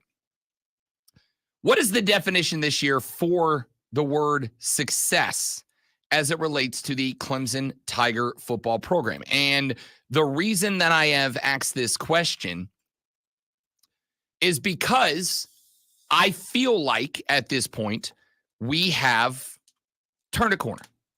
We are now a few years into the NIL era. We are now a handful of years into the transfer portal era. And so my question for you is, number one, is it fair of me? I think it is. Is it fair of me to say that we have reached the point where the excuse of we're trying to navigate the new era of college football isn't a valid excuse anymore? I think, again, I know we keep hinging on this. There's obviously a difference between excuses and reasons. My definition has been that a reason is when something happens that is outside of your control, and an excuse is when something happens that is within your control. If the other team's just better than you, there's a reason you lost. If you go out there and your game plan sucks and you don't execute, and then you say they were better than us, that's an excuse for your loss. This is why I've said injuries, when people go, oh, you can't use injuries as an excuse. No. Injuries are a reason. Injuries are a reason that it's harder to win. They may be a reason that you lose. If your, starting quarterback has his knee bending the wrong way, and then you lose games after that, it's a reason that you lost. I think for a number of years, learning to navigate the portal, learning to navigate the NIL era, I think that was a reason that some coaches may have been left behind. I think that is a reason that some coaches may have struggled for like a while in the new era of college football. It is something that takes some time to get used to. It is something that takes some time to learn, to navigate. But we're deep enough into the NIL and the portal era. And we have seen a number of programs that are doing just fine at navigating them. And there's different ways to do it. Again, Florida State went 13-0 in the regular season and in the ACC championship this year. And I wouldn't even say a large part. I would say the reason that they did was because Mike Norvell was a whiz in the portal with Johnny Wilson and company, Keon Coleman and company. He was a whiz in the portal, and he built a very good team out of the portal. There are other coaches who are doing just fine and aren't having to go to the portal very often. And the ones they are addressing needs. I think we are far enough into the NIL era, and I think we are far enough into the transfer portal era that saying now we are learning how to navigate this is an excuse, not a reason, because there's plenty of coaches that are out there doing just fine. So if we are taking that off, and I am, if we are taking that off the table as a reason for the success, or really, I guess I should say, for the failure of a college football program to have records that they have. If we are taking that off the table as a reason for success or failure, then I don't think it is inappropriate to say that there's a mark that needs to be met. And if that mark is not met, then it is about time to question the strategy, to question the decision-making of a head coach and why they are where they are. And I mean, I include Dabo Swinney. I include Shane Beamer in that too. I'm going to say right now, I am also curious, as much as I am curious as to the belief of what the line of success or failure is for Clemson fans. I also want to know the exact same thing for South Carolina fans. I think South Carolina this year is in a very interesting spot. I think they are in a spot where they do have to ask some very tough questions. I think there are a lot of variables for South Carolina that have to be addressed. I think you have to address the concept of the schedule this year. This is something Zoe and I butted heads on a couple of times. South Carolina has one of the most difficult, if not the single most difficult schedule in college football this year. And I do think that there has to be some level of tolerance for that. I rolled my eyes slowly so you could see, as much of the whites of my eyes. I, for one, think that there does have to be some level of tolerance, some level of understanding that what South Carolina has to go through this year, as in terms of who they are going to be lining up against, is as difficult, if not more difficult, than the overwhelming majority of other college football programs across America. I just, if because you're a math guy and everything, I would love for you to go back and show me when they had an easy schedule. Again, never had an easy one, right? Which is, I think, part of the reason that there is some grace for teams. So pointing out, well, he's got a harder schedule. If you sign up to be the coach of South Carolina, you're gonna have to play a hard schedule. That just goes along with it, right? What I think is hard schedule is an excuse, and it's not one that I buy or a lot of people buy, because you know what you're getting when you go there. I don't have an issue with that. I don't have an issue with that at all. But I would also make the argument that to the I don't know, direct opposition of what I'm saying right here. I think there is also some element of, if you are South Carolina, it is fair to ask the question, when do we stop utilizing that as a get out of jail free card? When do we say, okay, yes, it's going to be a tough schedule, but we expect you to get better against that tough schedule. We expect you at some point to get better against what we acknowledge is a very tough schedule. You talked about expectations for Clemson. I wonder what the expectations are for South Carolina, and which fan base is more realistic. I completely agree with you. I completely agree with you. And at some point we will ask the exact same question of the South Carolina fans. What is the definition of success this year? And what are you going to say to demand that out of Shane Beamer, out of your football program this year? Where do you place the expectations as a whole on your football team, to where when the season is concluded, you will say, we succeeded, we failed? And what is your marker for, to not have a better way to describe it, saying that Shane is doing well or he's not? Where do you put that? And we will ask that about South Carolina. But I think with the notation that Clemson drew the early game, and I think they drew the early game predominantly because most people are expecting that this team is going to get hammered in week number 1 by Georgia. I'm not saying that to, spark any controversy or get attention or whatever. I'm simply using the Vegas betting line. The Vegas betting line says that you are a double-digit dog coming into this game. The Vegas betting line is that it is expected that Clemson is going to be hammered in week 1 by Georgia. And if that is the case, my question is, where are we going to set the standards for this team moving forward? Because if we take the transfer portal and stop using it as an excuse, if you take NIL era and you stop, or I really should say reason, stop using it as a reason and don't allow it to be used as an excuse, Dabo Swinney has had enough time to learn how he is going to navigate this and this program through all of this and say, this is how we are going to succeed and this is how we are going to move forward. And if you do, then success needs to happen now. So is it first round of the playoff? Is it second round of the playoff? Is it semifinal? Is it win the ACC and that's good enough? You'll be in with a bye.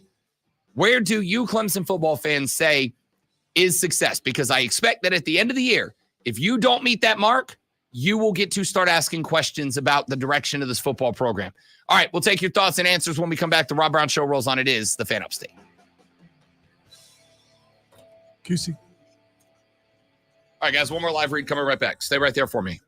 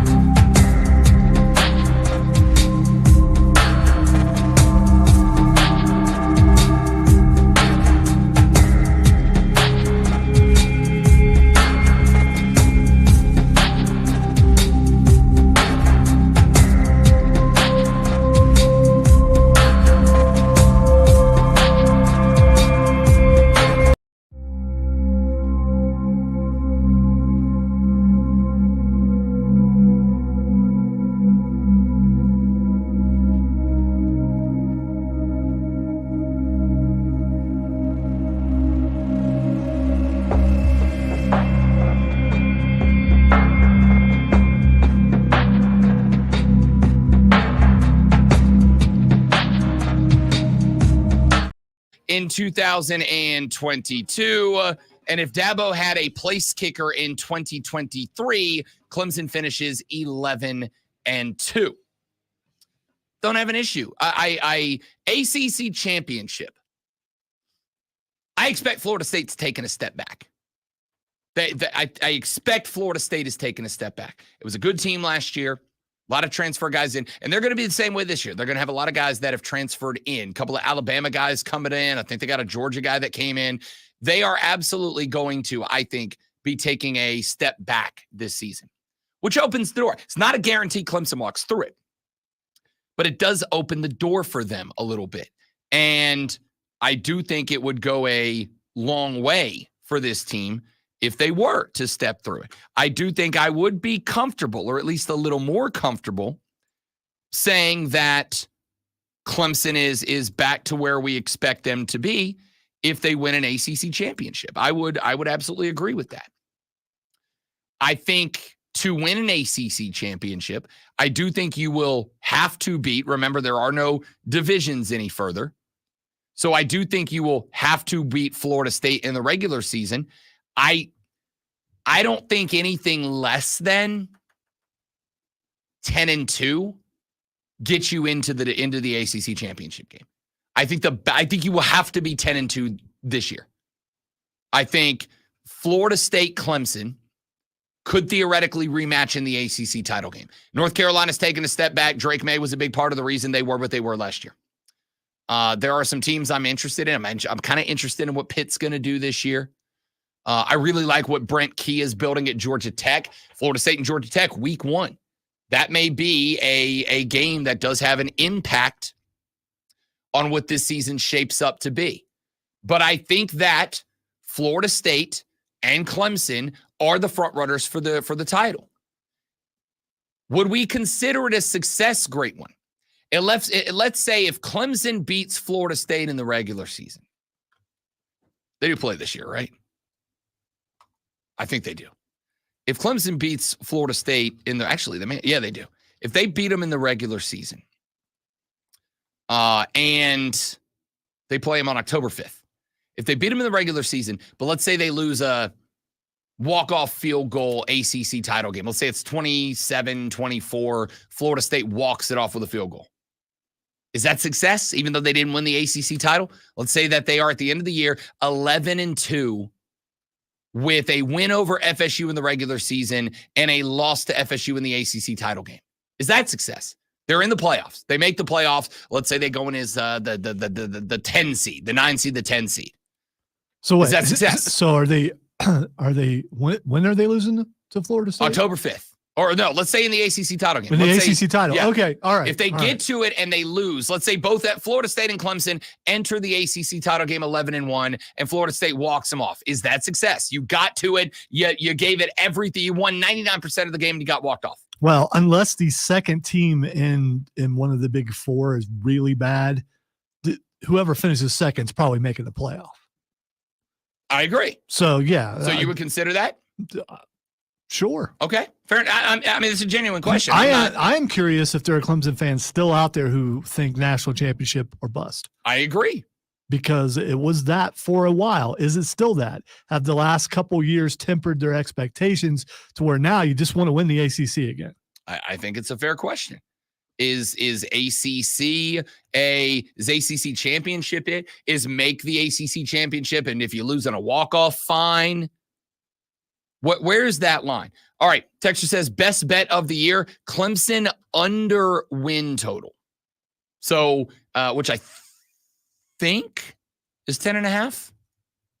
I think it's 10.5. I'll look that up while we continue this conversation. I think that's where it is. Clemson's current win total is at 10, so you can get a push.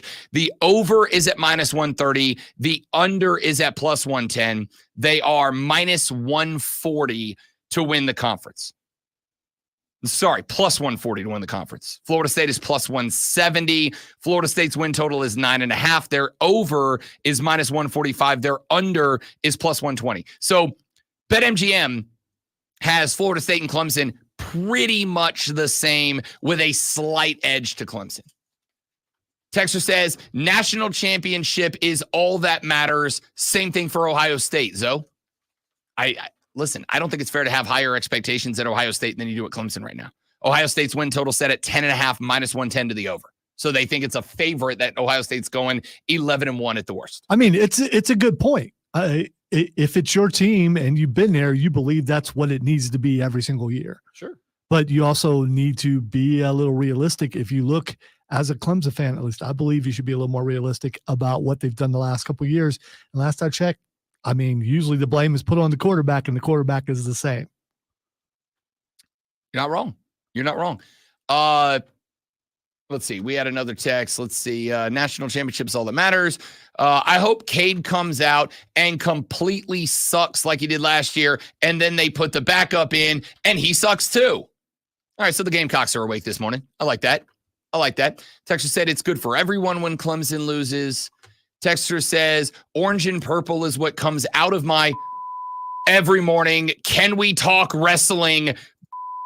The Tigers, they don't deserve the airtime. Sir or ma'am, what are you eating? Seriously.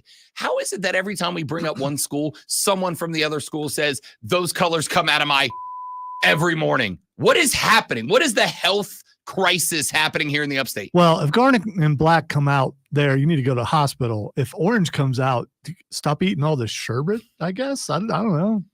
Texter says, make the playoffs, contend for national championships, win the ACC 3 out of 5 years. If Clemson is not on that level using the TP, then Dabo needs to use it. I do love addressing using the TP after the last comments that we just had. That's excellent timing, accidentally, Texter. It is. Yeah, listen. Can I be clear? Let me clarify kind of where I was and where I am with this right now. I am not saying success, and if it's not met, Dabo's fired. That's not what I'm saying. They held on to Tommy Bowden for a really long time, and I don't think regime, as far as upper management, has changed that much to where it'd be like, boom, he's gone.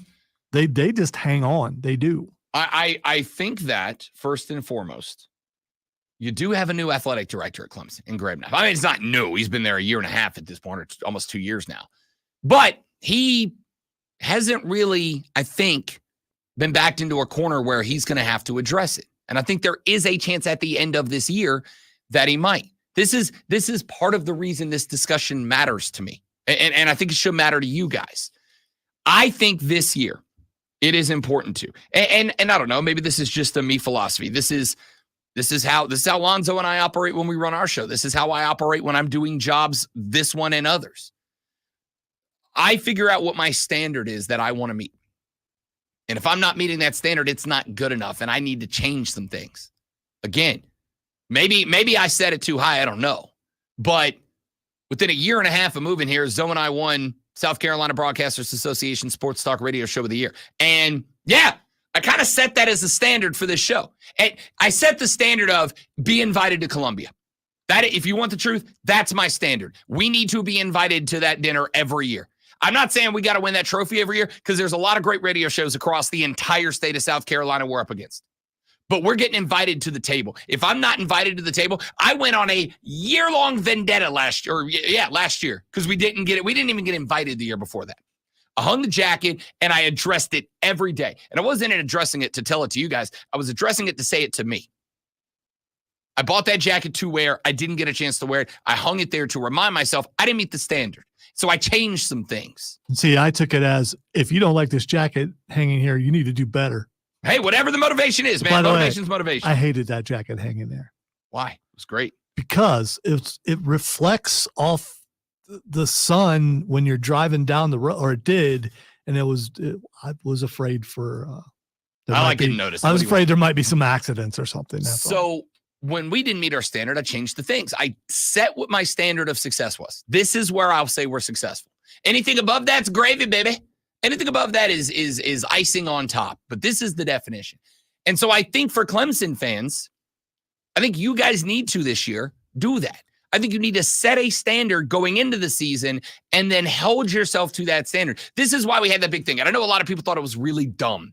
But I had that big thing we did last year where I said, you've got a banner hanging in the practice facility. I know because I've seen it. I've touched it. There's a banner in the practice facility that says what? Best is the standard. That's your standard. You were nowhere clear. You're nowhere close to best last year.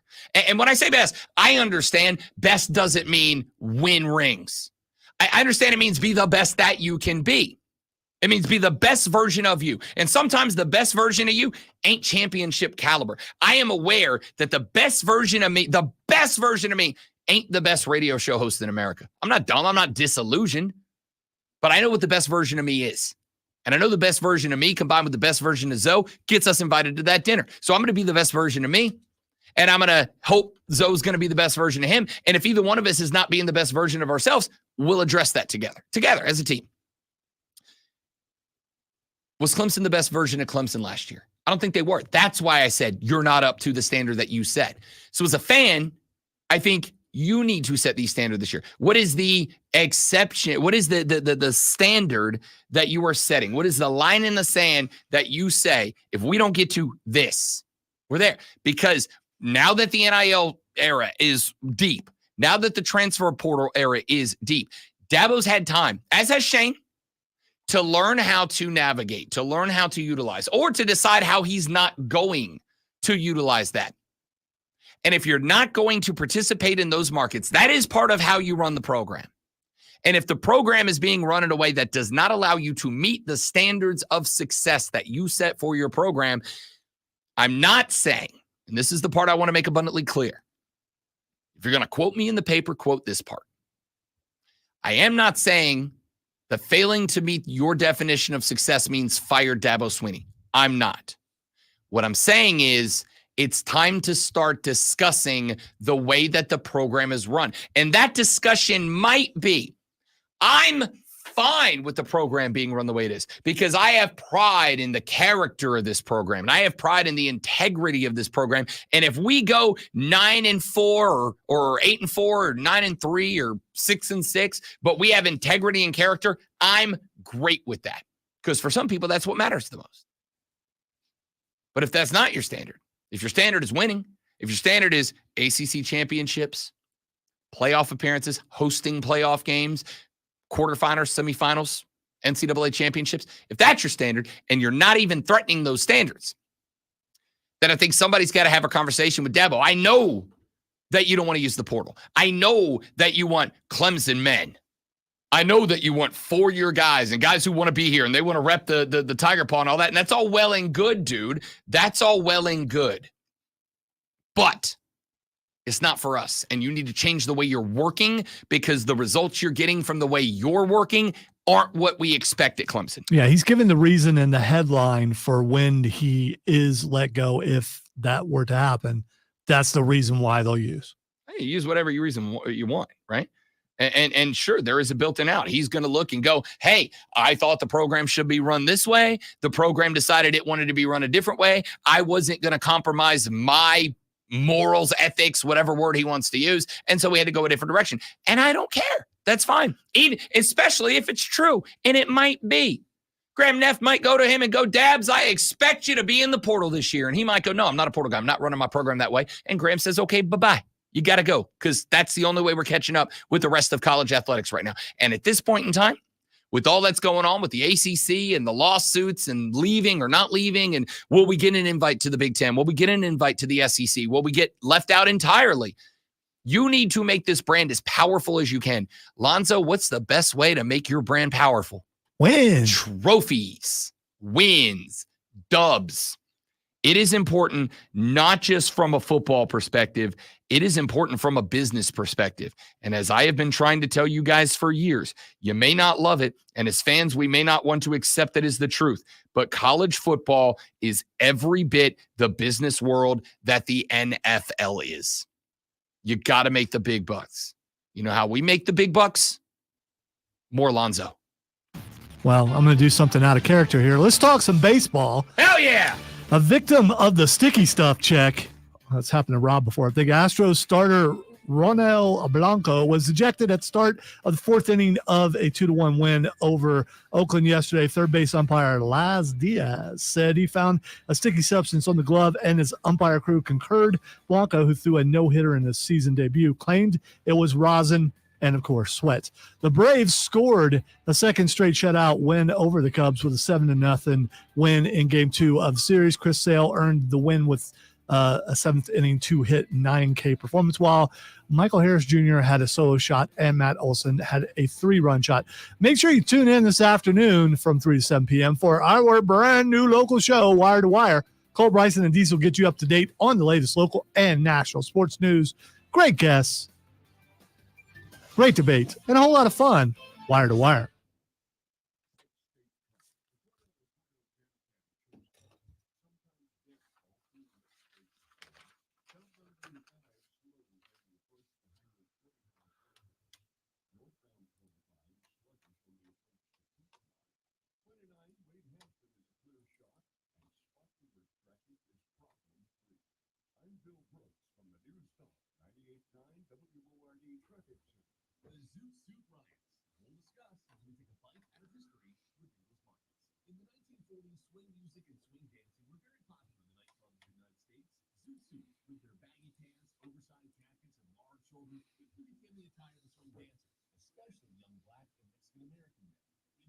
Entrance into World War II, wool and other textiles were being rationed for the war effort. Yet some tailors still carefully crafted the zoot suits.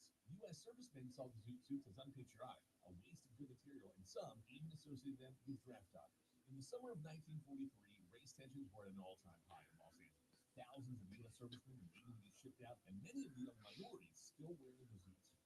In June, full-on riots covered the streets of L.A. Servicemen and clubs marched up and down, beating and ripping the clothes out of anyone seen wearing a zoot suit, including young minorities. Amazingly, no one was killed. So, I was told you made a little joke there about checking me for sticky stuff, which I want you to know is objectively hilarious.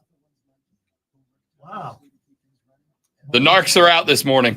Yeah, the moles are there every day. The narcs are I out. addressed them, and you were in the doorway when I said I didn't hear it. Yes, you were in the doorway. Oh my gosh, Rob. Here's what he said. You guys are lame. No, what I got told was Zoe just roasted you with a hilarious sticky stuff joke, which is phenomenal. So have you moles caused me to hesitate? Yes, you have. To a certain degree, which is why when Rob leaves the room, I say basically nothing. Whereas I used to talk to the stream, now I don't do it anymore. And it's all your fault. So, I mean, I might have said something entertaining. I might have said something stupid, or I might have been completely lame. And you could have said, oh, wow, he's completely lame. But now, because of the moles, I don't do that. And I haven't done that for a couple months now. I appreciate getting roasted. Yeah, well, you know. Not like Tom Brady, who says he wouldn't do the roast again. Well, good move on his part. Should have did it in the first place.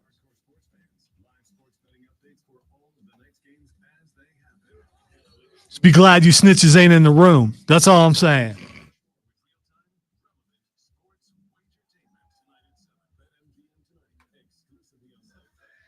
Unless it's your mom telling you, and then it's perfectly acceptable because she's just, sticking up for her baby boy.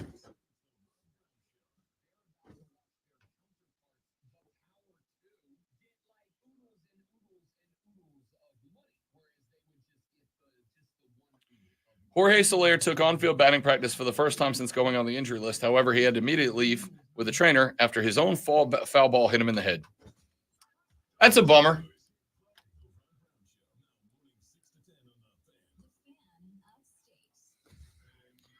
I'm sure we've all been there. Mm-hmm. Brandon said, I don't think the transfer portal is an issue. I haven't seen a player in there that would have helped Clemson in the past 2 years. Quarterback play is down and wide receiver play is down. Well, there's been a lot of quarterbacks in the portal that have gone elsewhere and played pretty good ball. I think you don't think Johnny Wilson would have helped your team? You don't think having a 6'7" back end wide receiver you can just throw it up to wouldn't have helped a little bit?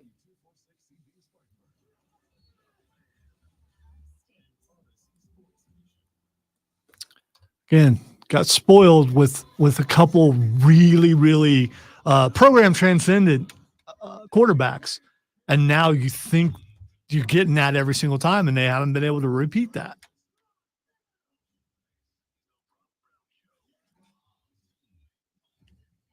You got to find a way to win without that quarterback.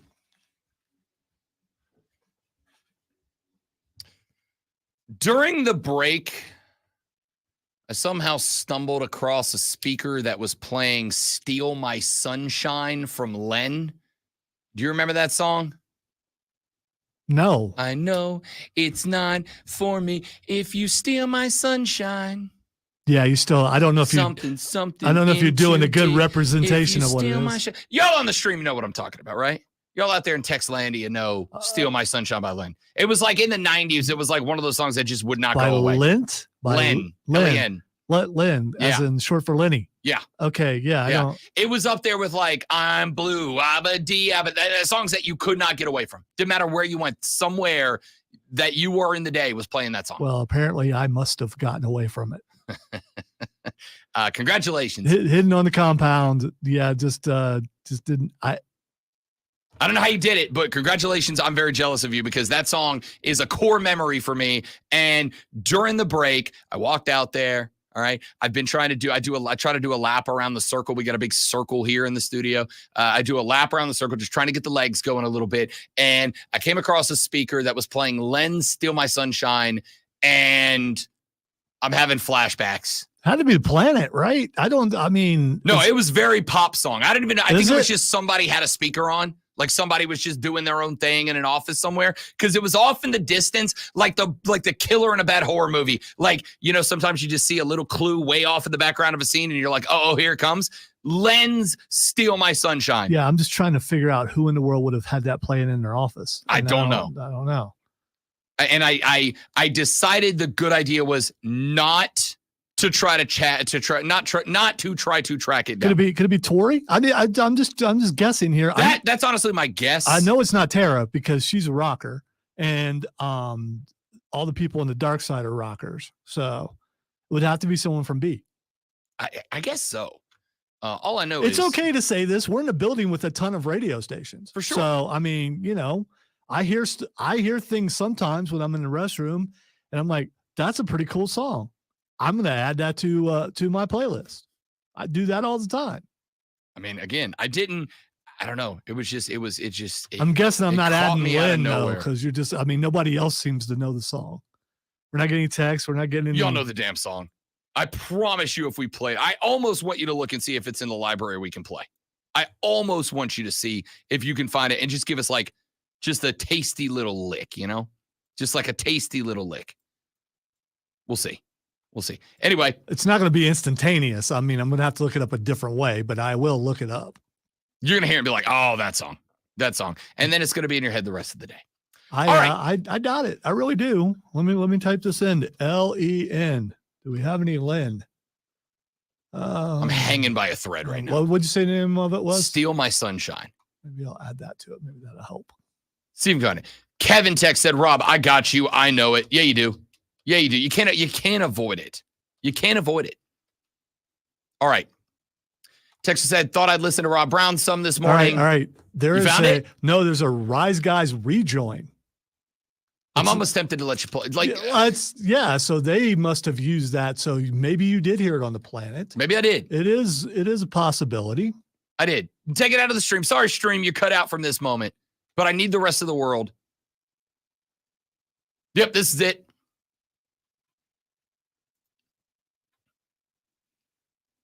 Oh, we're flashing back right now. See, it's a rejoin, so I doubt the words are going to be in it, though. Nope, they are.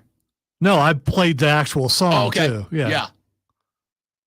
Never heard this before. Seriously? Yes. This was a 90s staple, man. It was everywhere. Once it gets to the chorus, maybe it will be. I am 16 right now. They're not very good. I never said it was good. I said it was everywhere. You could not avoid it. It was car commercials. It was radio every 7 minutes. Is there actually a chorus to this thing? It's coming up right here. Oh, yeah. Yeah, it's right here. Is it? Yep. If you steal my sunshine, You never heard this? No, I've never heard this before. Oh, dude. I'm actually glad I just turned it off. Isn't that song about stealing your bag of cocaine? Yes. Yes, it was. And it was like everywhere in the 90s. You just had me play a song about cocaine being stolen. Okay. Yeah. I mean, it's they did the smart thing and they made it all metaphor-y so that they could play it on pop radio, and they played it on pop radio all the time. Yeah, because, there isn't a song out there called Cocaine. They can never get away with that. All right. Let's get some more story. I'm not gonna go back to it, but I did want to read this text. Texter says, Rob just said he's trying to get Dabo fired. By God, I heard him, damn it. Rob admitted he's behind the Carolina Panthers draft boycott of Clemson players. I told y'all. Yep, that's it. You caught me. Your tinfoil cap kept me from getting into the brainwaves. I can go back and find that on stream. Yeah. Yeah. Because you just said it, and all I got to do is just cut some parts off and say, see, here it was. Here it was. Here's I can Rob put it in the admitting context of another segment. Yep. I can make it work. Here's Rob admitting it. Texter said, I thought I'd listen to Rob Brown some this morning. WNBA, really? I almost fell back to sleep. Sorry, please skip that stuff. Well, again, Texter, you don't have to. In fact, I would say most people won't. In fact, I'll say all people won't love every segment that we do. We're going to do NASCAR. I get Don't Talk NASCAR segments. We're going to do golf. We're going to do golf today. I get told, don't talk golf. You're going to get it. But at the end of the day, last night was the debut of the biggest name to hit the WNBA ever. And regardless of what she did and how she performed, which was not great. If you missed a segment, you should go back to hour one, because we've been trying to recover from the anger for the entire show. I mean, we actually made eye contact. There was strife. There was. I mean, daggers, if you will. Strife betwixt us. I just want to say, I don't know if you saw me start laughing in the middle of you talking about something else, but they were showing it on the screen and they put the losing score first. I just find that funny. No, you never put the losing score first.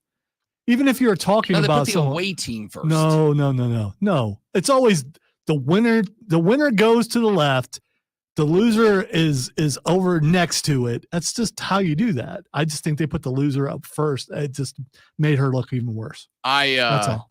Listen, as we've talked about TV a couple of times this morning, right? Clemson gets the noon game. I've told you my theory on why Clemson has the new game. I think it's because they expect Clemson to get thrashed in week one, and they just want to get it out of the way and get to more competitive games in the primetime slot.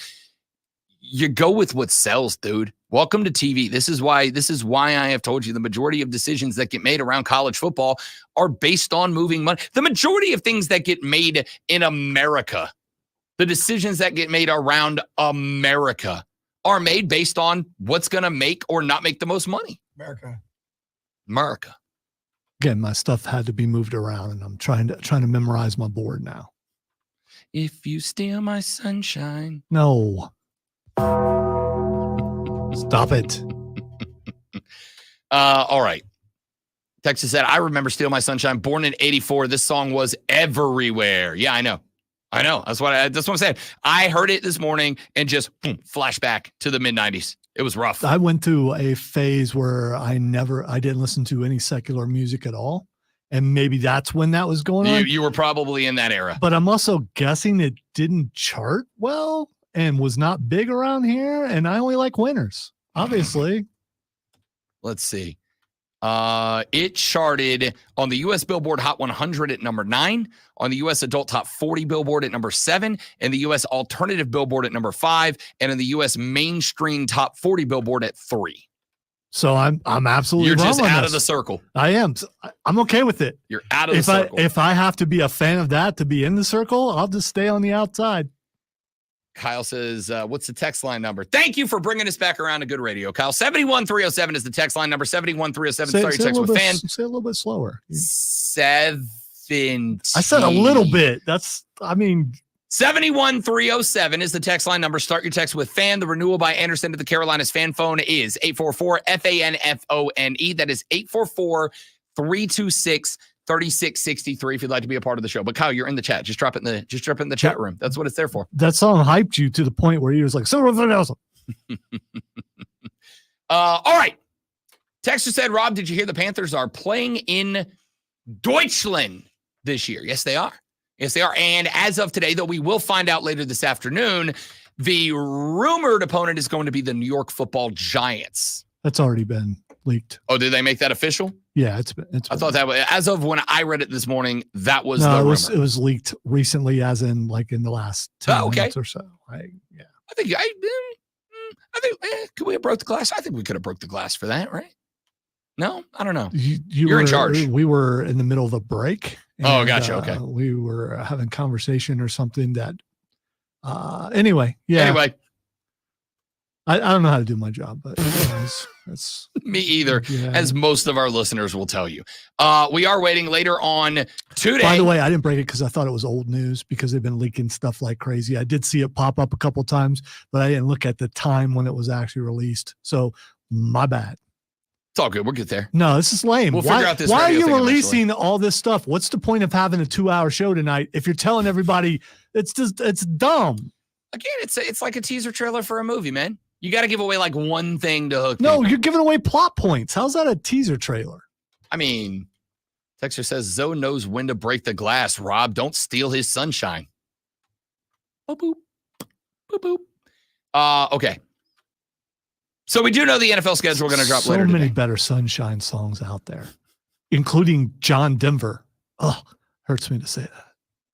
You disrespect. It's country. John Denver. It's country. It's torture. It's not John Denver. If he's country, he's tiptoeing. He's Americana folk. Where were the majority of his hits? By the way, folk is my most terrifying word to say on the radio. Yes, it's terrifying word to say into a microphone. Thank goodness you don't have a real New York accent. Terrifying. Terrifying to say on the radio. All right. Here's what we've got right now. The international schedule has leaked leaked or is out for the NFL. Sao Paulo, Brasilia will be the host of international game number 1. That'll be on September 6th. It'll be an 8:15 p.m. kick on Peacock from Corinthians Arena in Brasilia. London, England will host 3 games this year, 2 of them involving the Jacksonville Jaguars. The Jets and Vikings will play the first London game on October 6th. That'll be a 9:30 kick on NFL Network from Tottenham Hotspur Stadium. The Jags and the Bears. Caleb Williams gets his first international taste also at Tottenham Hotspur on October 13th at the same time. And then the Pats and the Jags will line it up at Wembley Stadium October 20th. And then 1 game in Munich, Germany this year. Deutschland will see the Carolina Panthers take on the New York Football Giants. That one will be on November 10th from Allianz Arena, home of Bayern Munich, 9:30 in the morning on the NFL Network. So the Carolina Panthers will indeed have an international game this year. It will be in Germany, and it will be in October. We are keeping an eye on the rest of the schedules. We are starting to see some that are being leaked and released over the last couple of days. We told you yesterday, Tom Brady's announcing a debut will be week 1 when the Cowboys are at the Browns. How do you feel if you're Dallas and Cleveland right now, that the most notable thing about your week 1 matchup is the color commenter? That's fun. Tells you where your programs are at right now. We have found out. Going to be people tune into that game just to hear Tom Brady? For sure. There absolutely will. I don't think they're going to care. And frankly, as even a Tom Brady guy, I genuinely don't know what it is about 20 touchdowns that they think is going to be like compelling week after week TV. I'll tune in on week 1 just to hear how he does. But like, unless it's the only game I get, I'm not watching Cleveland and Dallas. And it has nothing to do with whether Tom's there or not. It has to do with it's Cleveland and Dallas. I mean, listen, Dallas is compelling regular season television. They're a great regular season team. Well, they're good. Dallas is going to be overhyped. Cleveland's going to be Cleveland, and it's I'll watch it because again, the Cowboys now have a decision to make, and the new contract extension. What was it? $212 million going to Jared Goff. I think kind of puts them up against the wall a little bit as to how they're going to end up paying, or frankly, not paying Dak. It puts Dak up against the walls. That's for sure. Yeah, he needs to perform, and he'll just do what he normally does. He's not horrible. He's just not great. I mean, last year in the regular season, he absolutely was great. He was great in the regular season. Statistically speaking, he was a top 5 quarterback in the regular season. Then the playoffs happened. That's always how it goes for Dallas. Statistically speaking, we have learned that the numbers are important. The numbers tell the story. The numbers are very important if they translate the wins. No, the numbers can tell you why you're not getting wins. Data is how. Well, you said he did well, so how can he have good numbers and not win? That's part of the fun of going to look at the numbers. Why did the numbers change so dramatically from the regular season to the postseason? Is there any way that is there anything that we can Football find? Football ain't about math; it's about pain. Everything's about numbers. Everything is numbers. We do know our Super Bowl rematch. It is going to take place in week 7 when the 49ers and the Chiefs match up. That is according to Cam Inman of Mercury News. The 49ers will face the reigning, defending, undisputed Super Bowl champions on October 20th, and this will be a road game for Patrick Mahomes. And to make it even more fun, on color commentary in that game will be Tommy Touchdowns. All right, I have a quick conspiracy theory. They do not want Kansas City to three-peat. Look at the schedule they put in front of Kansas City. You mean the one where you get Baltimore and Cincinnati both back-to-back 1 and 2, and they're both in Arrowhead? And they're playing San Francisco. They're trying to make the Chiefs not be able to three-peat. And I find that very, very, very, very disrespectful. Because as we all know, nobody tunes in to watch Patrick Mahomes. Nobody does. It's embarrassing. I'm talking about the fact that they're giving them a tougher schedule because they don't want them to win again. And okay, I guess you don't. I guess you're not buying my conspiracy. No, I'm not theory. buying your conspiracy theory. I'm very sorry. I'm going to chalk this one up to you're looking for disrespect. That's not. I have no bias.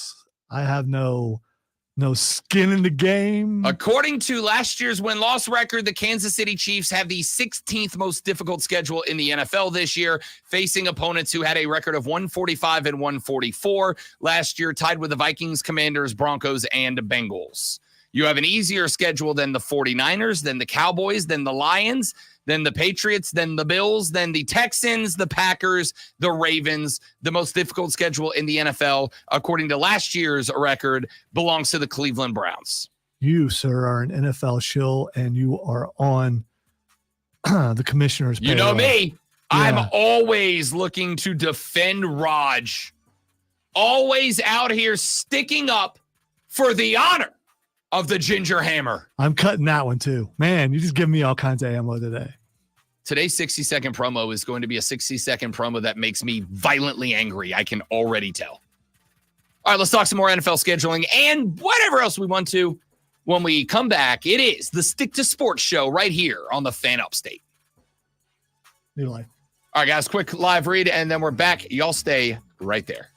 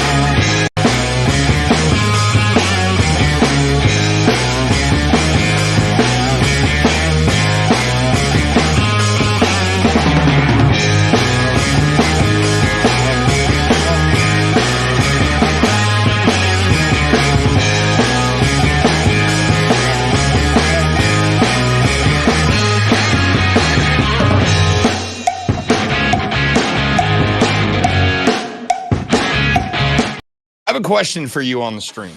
We'll make this a stream exclusive. If you go to a restaurant, you don't like something. Do you tell them and send it back? Or do you just go, it's on me, I picked something new and it's my fault. And you just suffer through it. How do you handle that? Took the lady friend out for date night last night. Is it more that it wasn't prepared right, or you just didn't like I just didn't like it. So that's we went out kind of last on night. you for ordering. That's what I'm asking, Yeah. right? So we went out last night to a very nice restaurant. We did a Tuesday night wedding prep / date night. We went to a very nice restaurant and we ordered a nice cocktail, an appetizer, a main event, and a dessert. I'll tell you about it later. They brought the appetizer and I tried it, and it is a spin on a Cajun dish. And I ordered it, and it was like just not good.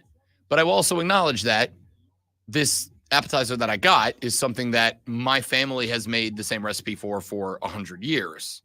And my family makes the best in the world at it. So I ordered it because I was like, little touch of home, let's try it. And it just wasn't good, right? And so never once in my head was like, send it back. I'm like, you ordered it, shut up and eat it. But I was telling another buddy of mine last night, and they're like, did you send it back? I was like, no, why would I send it back? I ordered it. And they're like, oh, if you don't like it, send it back. Don't pay for it if you don't like it. I'm like, isn't it kind of my fault though? Right? I mean, now, if something's bad, it's bad. Yeah, if there's a hair in it, if it's burnt, if it's the portion doesn't look right, I guess. I mean, but not if I ordered it and I just don't like it. It wasn't what I thought it was going to be. It's not that good. You can't send it back. I mean, if you're going to do that, you can just sit there and go, okay, I don't like this either. Bring me something else. Okay, not fond of this. Let's just keep going. I mean,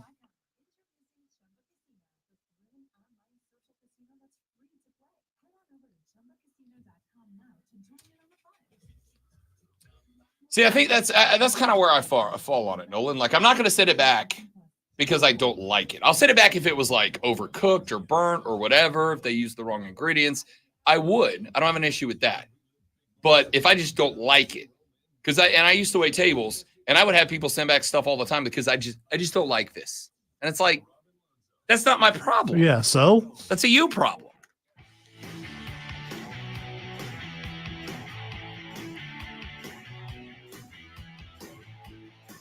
The Rob Brown Show carries on. It is the Fan Upstate. 9 o'clock. Hayden Ask Mario coming on the show with us to talk a little NBA basketball. We may hit him up about the NFL schedule release as well as we continue to look through some of the rumors and confirmed information that we've gotten so far. The NFL schedule will be released on NFL Network and ESPN2 tonight at 8 p.m. It'll be a 3-hour broadcast hosted by Rich Eisen, Colleen Wolfe, and Mojo. Maurice Jones-Drew. Where the hell has Maurice Jones-Drew been? He's been on NFL Network for a long time. Has he? He's on a show that's recently been canceled. Oh, see, I haven't watched that show in a long time, primarily because it's on when I'm working. I'm trying to think of how to describe this. I was going to say, you're struggling for a word here. I'm trying to think of how to describe it. He's like me, and he just like comes at people, including his co-host, a bunch, to the point where you could tell it's really bothering the people he's working with. And I'm like, I have watched some and thought, okay,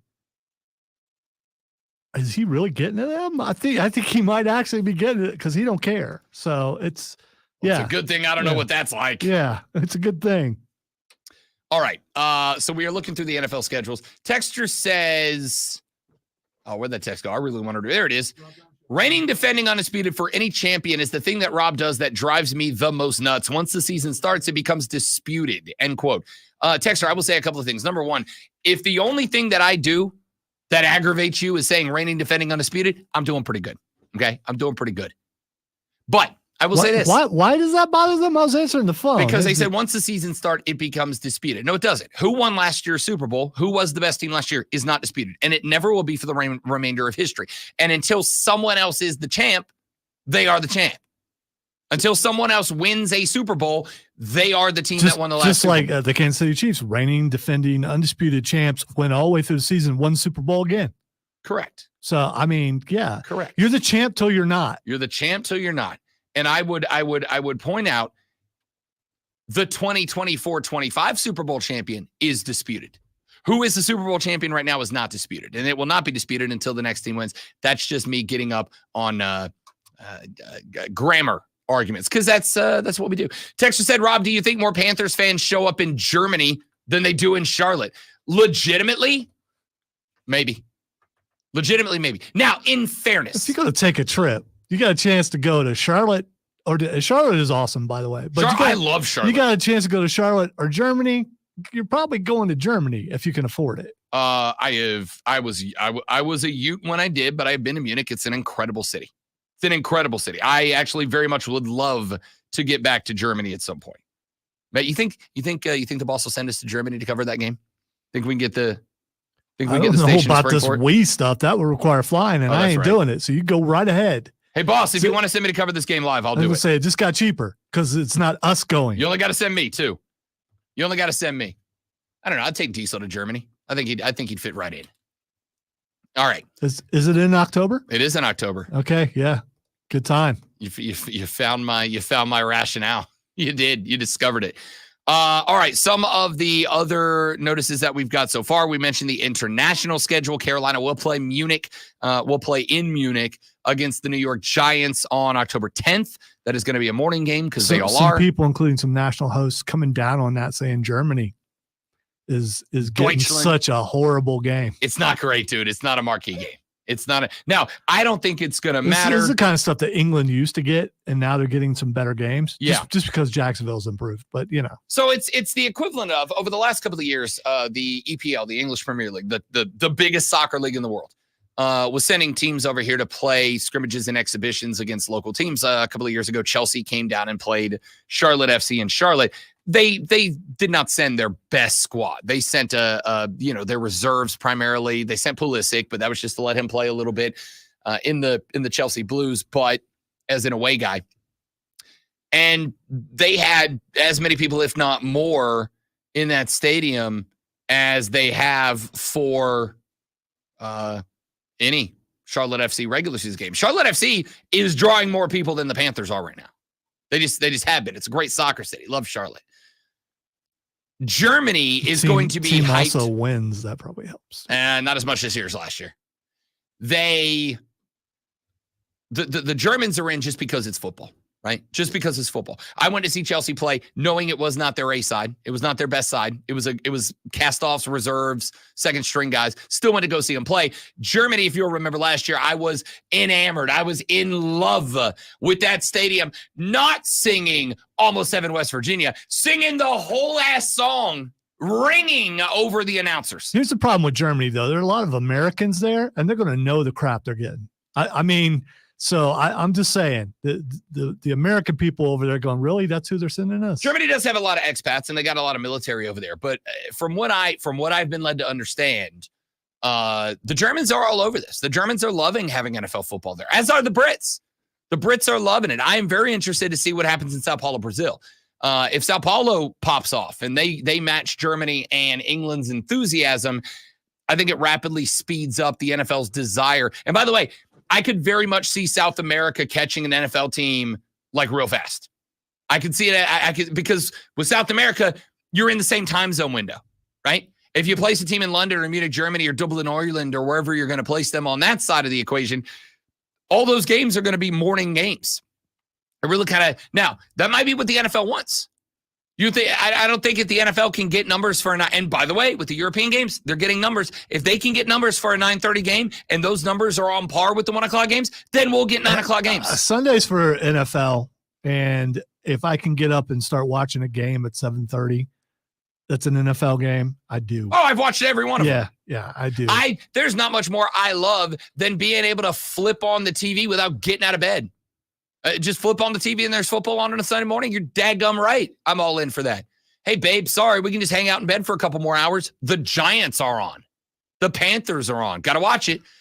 Granted, it's not the most marquee said game. No one. Well, maybe. I don't know. Again, I will watch bad NFL football before I watch no football. Same here. Right? I'll watch any two teams play if that's now. I may not watch it over another game, But if it's New York and it's Carolina on a Sunday morning at 9:30, you bet your ass I'm watching it for sure.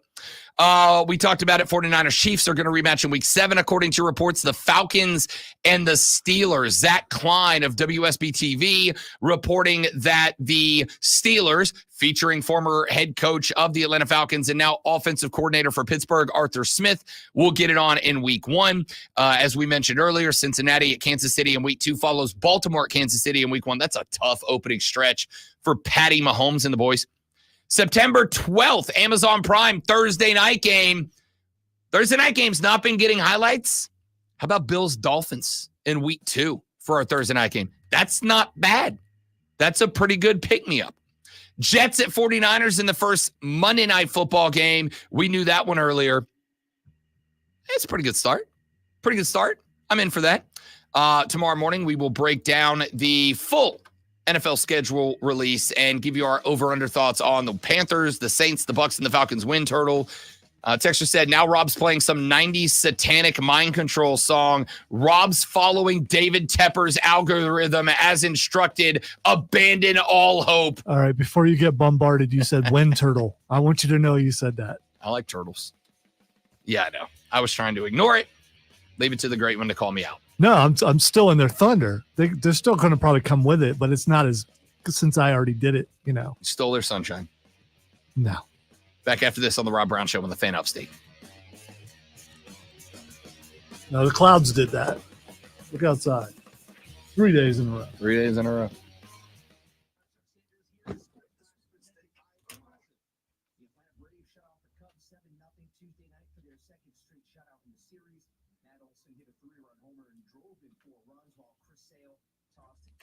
All right, guys, give me 45 seconds. Be right back.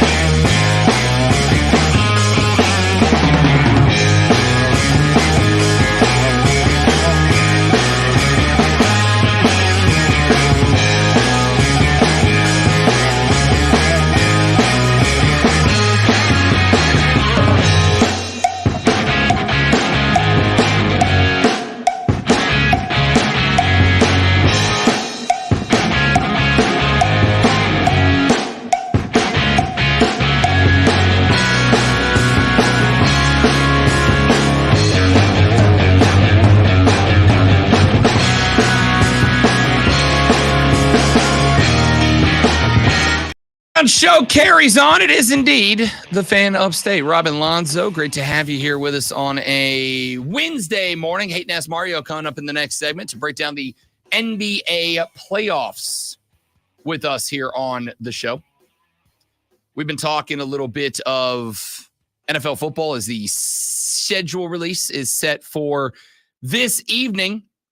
We've gotten into that a bit. There's some other things I wanted to get into on the radio show as well as we get some more, because I suspect we're going to get some more releases, some more, whether it's leaks or releases moving forward throughout the course of the day. But tomorrow we will have the opportunity to talk a little bit about what the Panthers and the rest of the teams in the NFL schedule looks like headed in. It's just Adam Schefter waiting for the league to tell him. Yeah, he's got to get permission to hit send. Yeah. He's got he's got it all set up, ready to go. Just has to hit send. All right, here's a very interesting. I don't think it's a development. Oh, let me get to Rick. Yeah, Rick's been kind enough to hang on, and I'm being a jerk right now, so let me not make him wait any longer. Rick, welcome back to the show, big dog. Good to have you, buddy. Thank you, Rob. It's been a while. I just bought my tickets for Georgia, Clemson. Am I wasting my time?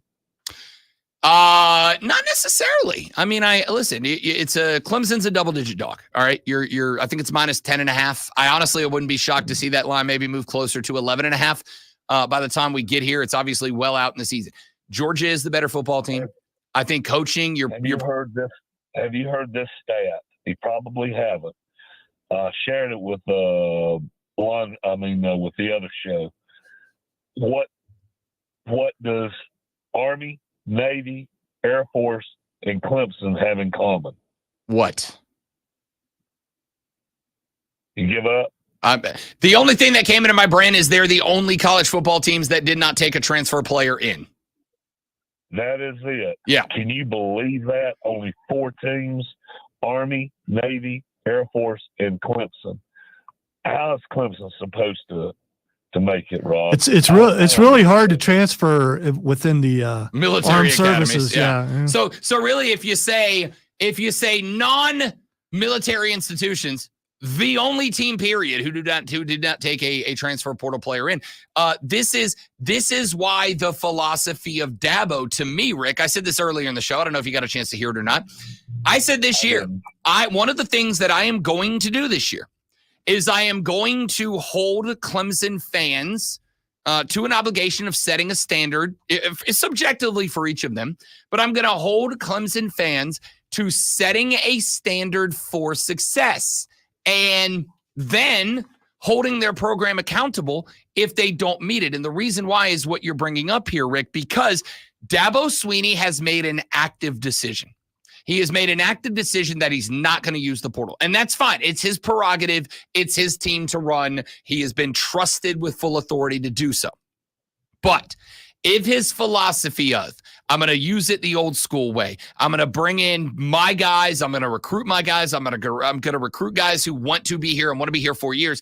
If that philosophy does not translate to Clemson being successful going into the season / coming out of the season, then I think next year it will be time for Clemson fans to discuss and debate if Dabo's the right guy to continue to coach this football program. If he refuses to, and I hate to say this because I think it's a cliche that can sometimes be taken a certain kind of way, but get with the times. I'm to the point I'm 75% negative, 25% positive. And I've been a Clemson fan for 30 years. It's about time for him to go, Rob. Listen, I think you're going to give him this year. And then I'll tell you what I'm really going to give him. I'm actually going to give him at the minimum 2 more years, Rick, but here's what I'm going to do. What I'm going to do is I'm going to see what happens this year. If Clemson wins the ACC, if Clemson gets a bye in the first round of the playoffs, if Clemson is playing as ACC champion in the college football playoff tournament, which is what it is now, if he has a successful season, then fine. That we're good. There's nothing to worry about. But if he is not successful, and this is why I've asked Clemson fans this morning to tell me what success is to them. If he is not successful, At that point, the guy I'm turning my eyes to is Graham Neff. I'm turning my eyes to the athletic director. And I'm saying, what are you going to do about it, right? Are you going to go to Dabo and say, I'm going to need you to be in the portal this year. I'm going to need to see that you are addressing needs by bringing in guys. I'm going to need you to be out there pimping NIL deals and helping our kids get NIL deals and helping recruits and potentially transfers in get NIL deals so that we can be competitive. Because if you are not competitive in those two worlds and you're not competitive with your world, you're not competitive with the way that you want to do it, and you don't get with the times, you're just getting us left behind. Because the philosophy in football, Rick, and I think it's a good one, is if you ain't moving forward, you're moving backwards. If you're not getting better, you're getting worse. It's not working. It's just not working, okay? Yeah, I get it. And Rick, I appreciate the phone call, but great to have you on. I don't necessarily think that it needs to be all doom and gloom in Clemson, South Carolina. You are still a nationally recognized brand. You are still a brand that is getting the highest of high-level recruits. You are, despite all of the excitement, and we're gonna do the same conversation with South Carolina later on this week. Despite all the excitement and all the hype and all of the culture building that has been ongoing in Columbia, you're still out recruiting them. You're still getting the better talent from the region. You're still getting the better talent from the surrounding states. You're still getting the better talent. And so my key here is I do not think it needs to be doom and gloom in Clemson, South Carolina. I don't think it needs to be panic, the sky is falling. But I do think that the, let's call it stagnation, I do think is real. And like I said earlier in the show, I don't need to point anywhere other than Tallahassee, Florida. I don't need to point any further than them letting Bobby Bowden stay on board too long because, hey, he did this for us and he did that for us. And look at all these great things that Bobby did to make Florida State. And they let him hang around too long, and Bobby got left behind. And by the time they moved on, yeah, they ended up with Jimbo Fisher. And yeah, they ended up winning a national championship, but they won a national championship, let's remember, because of Jameis Winston. And I will also point out to you, and while this was a coaching decision, it was a coaching decision that changed the fortunes of Florida State University football. The only reason Jameis Winston was at Florida State, anybody remember? It's because he wanted to play baseball too. And Nick Saban said no. Nick Saban said, no, you are not playing college baseball. If you come to Alabama, you are an Alabama football player and nothing else. He was going to Alabama. Saban said, you're not playing baseball here. You're either locked in or you're not. And Jameis said, all right. And he went to Florida State. And Jimbo Fisher said, yeah, I don't really care if you play baseball. As long as you're dialed in on the football program, I don't care if you play baseball. And so he went to Florida State, and Jameis Winston not only played football, not only won a title there, but he was a Florida State baseball player, and a pretty good one, if I recall correctly. That's a coaching decision, and it was the best one Jimbo made because Jimbo won a national championship, and he tricked the people into Texas A&M into thinking he was a good coach. And now he's making, what is it, $20 million a year to not be the coach there anymore? The stagnation at Florida State was cured for a year, not because Jimbo Fisher was a great coach, but because Nick Saban told Jameis Winston he could not play baseball at UA. And so he went to FSU. If Nick Saban would have allowed Jameis Winston to play baseball, Florida State does not have the 2013 national championship. In fact, if anything, they sucked that year. It's another 8-4, 9-3 year for FSU. Bama probably picks up the national championship with Jameis Winston as quarterback that year. And the Florida State's probably pushed even further away from getting back onto the national scene. They went through the Willie Taggart thing. That went real bad. They got Mike Norvell. And even though Mike Norvell, as of right now, looks like a fantastic hire for Florida State, let's not forget it took Norvell a couple of years to get that team. In fact, there were a lot of folks down in Tallahassee that wanted Norvell gone the year before he went 13-0 and won them the Atlantic Coast Conference Championship game. But the point that I'm making here is it took Florida State a very long time to get back to relevance. And the only reason they did was because Mike Norvell came in and said, you know what? We're going to embrace the portal. We're going to embrace the portal. We're going to embrace NIL. We are going to be on the forefront of all of this. Florida State was one of the first schools that propped up an NIL collective amongst the boosters. That's why they were able to get a lot of the Johnny Wilsons and Keon Coleman's down there, or at least partially one of the reasons that they were able to get those guys down there. So, Rick, to respond to what you had to say, I don't think it needs to be existentialism in Clemson, South Carolina. The end is nigh. I don't think you're there yet. I don't think you're at that point.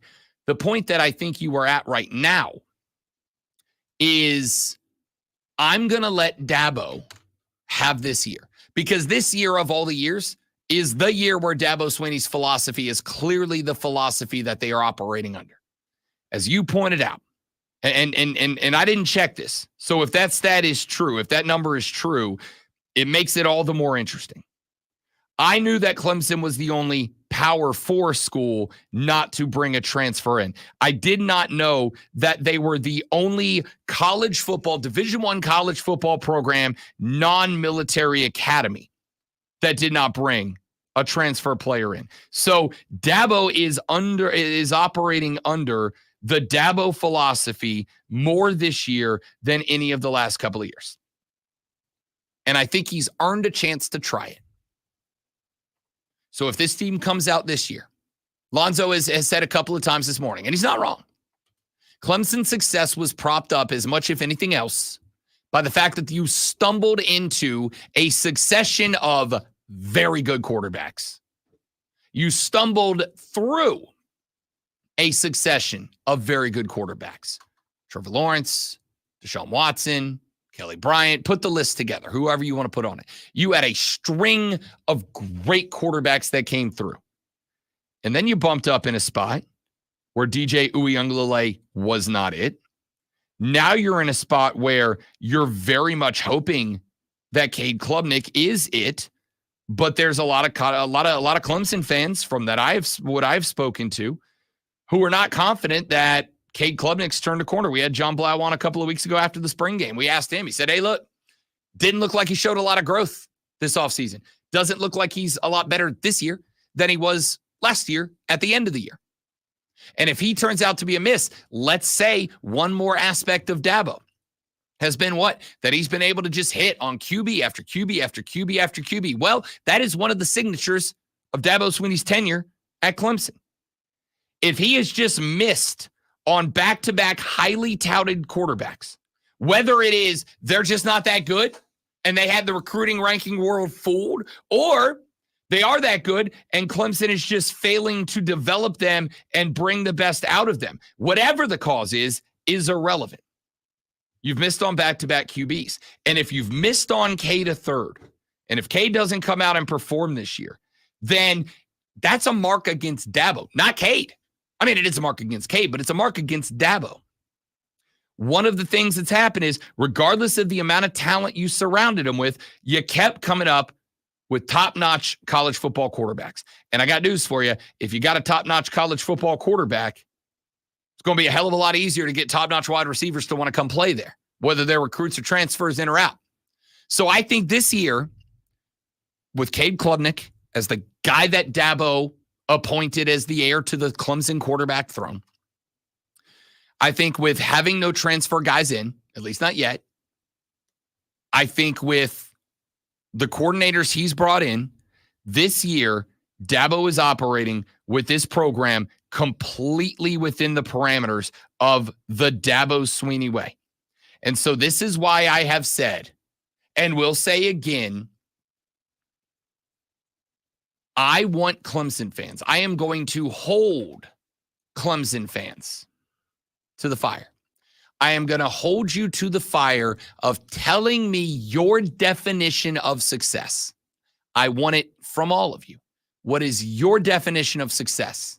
And then when this season is over, regardless of what happens in the Georgia game, the Florida State game, the South Carolina game, the ACC championship game or not, the playoffs or not, I want to have on record your definition of success, and then at the end of the year, we will evaluate whether or not this program met those definitions of success that you, the fans, set.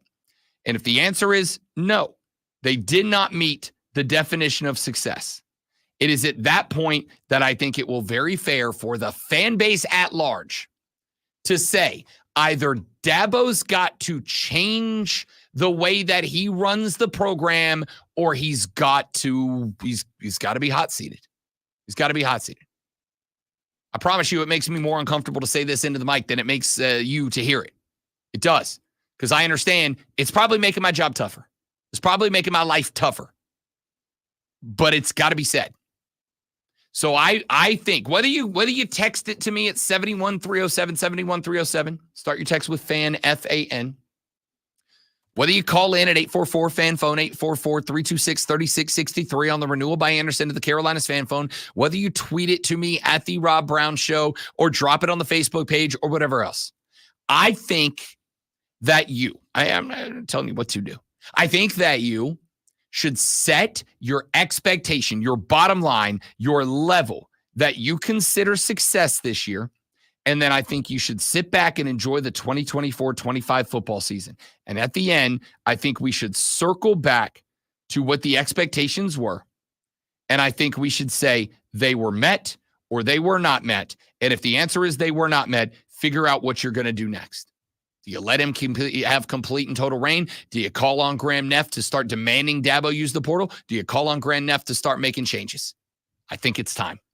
Hey, let's take a break. When we come back here in a minute, speaking of it's time for us to be joined by Hating-Ass Mario Herron from the BetQL Network talks NBA playoffs with us next. But before we get there, the LeBron James of reading sports flashes is the great one, Lonzo.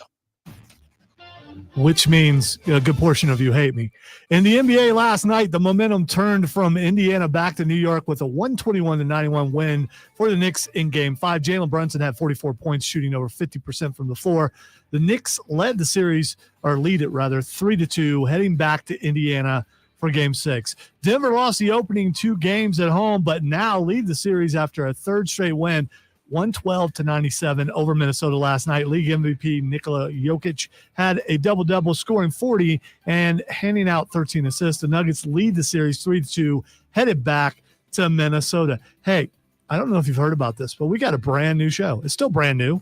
Hasn't been on that long. Tune in this afternoon from 3 to 7 p.m. for our brand new local show. That's right. It's local, wire to wire. Cole, Bryson, and Diesel get you up to date on the latest local and national sports news. Great guests, great debate, a whole lot of fun, and it's all wire to wire.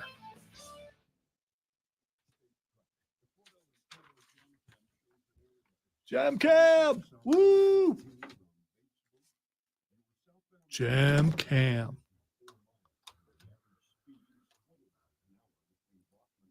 It's weird. Well, it's outlined in red. Oh,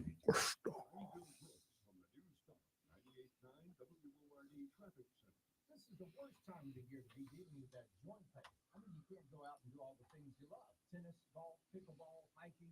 Everybody is Charlie James. Don't go through the summer missing out on life. Call QC Kinetics now and find out how they can use biologics from your own body to give new life to your aching joints. QC's regenerative medicine protocols can restore and repair that damaged joint tissue with no surgery, no steroids, no drugs, no downtime. This is the future of medicine. Tens of thousands of QC Kinetics patients around the country are living their best life this year because they made the call. QC medical professionals are under the direction of Dr. Mitchell Scheinkeis, who is an orthopedic surgeon who became a true pioneer in regenerative medicine. He knew there had to be a better way. Call QC Kinetics now for your free consultation. Revolutionary treatments for joint pain are here. 864-448-3772. That's 864-448-3772 in Greenville and in Nashville. QC Kinetics, 864-448-3772. The all-new 2024 Upstate Craft Beer Passport is here for just $40 at upstatecraftbeerpassport.com. 20 breweries and 2 bar stops with free tastings and tours. Breweries include Silos Brewing Company and Southern Side Brewing Company. Visit upstatebeerpassport.com. I'm Bob Burke, founder and chairman of Burke America Parts, a family of brands that includes RepairClinic.com, an appliance and HVAC part solution company that's grown into an international brand. Before AmericanEagle.com, we partially launched a new technology platform developed by another firm. American Eagle helped take our technology to a whole new level with digital marketing, software development, and business insights into our key markets, appliances, HVAC, and outdoor power equipment, and did so both on time and on budget.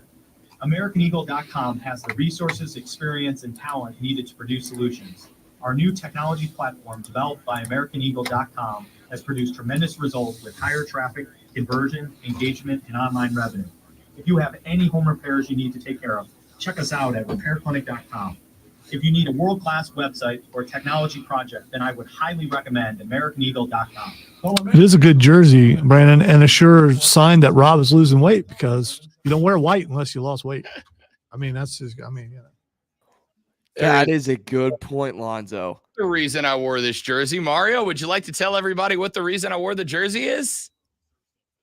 Dude, I've been so busy. I haven't even checked the Cubs score. Did they did not lose, did they? You have been shut out twice so far by the Atlanta Braves. 2-0 in game 1, 7-0 in game 2. I swear to you, if we polish you with a shutout today and you score 0 runs in Atlanta, Saturday's going to be a ball. There was no bet involved in this, was Oh, it? there was. Oh, there was. Okay, Lonzo, don't need to pound on. We went. No, we went, I didn't know about this. We went throwback to a classic, a steak dinner over it. Oh, okay. That's the general old. You don't have to pay up though, because he's on a diet. So I can have red meat. Diet steak's good for diet loss. Steak's great. Yeah, well, I mean, 6 ounce ribeye, little sirloin, sirloin. Whatever coming the up. cheap. What is it? Some butt steak. Some butt steak. Some butt steak. Yeah. I'm a T-bone guy. I'm a classic. Text me your Venmo.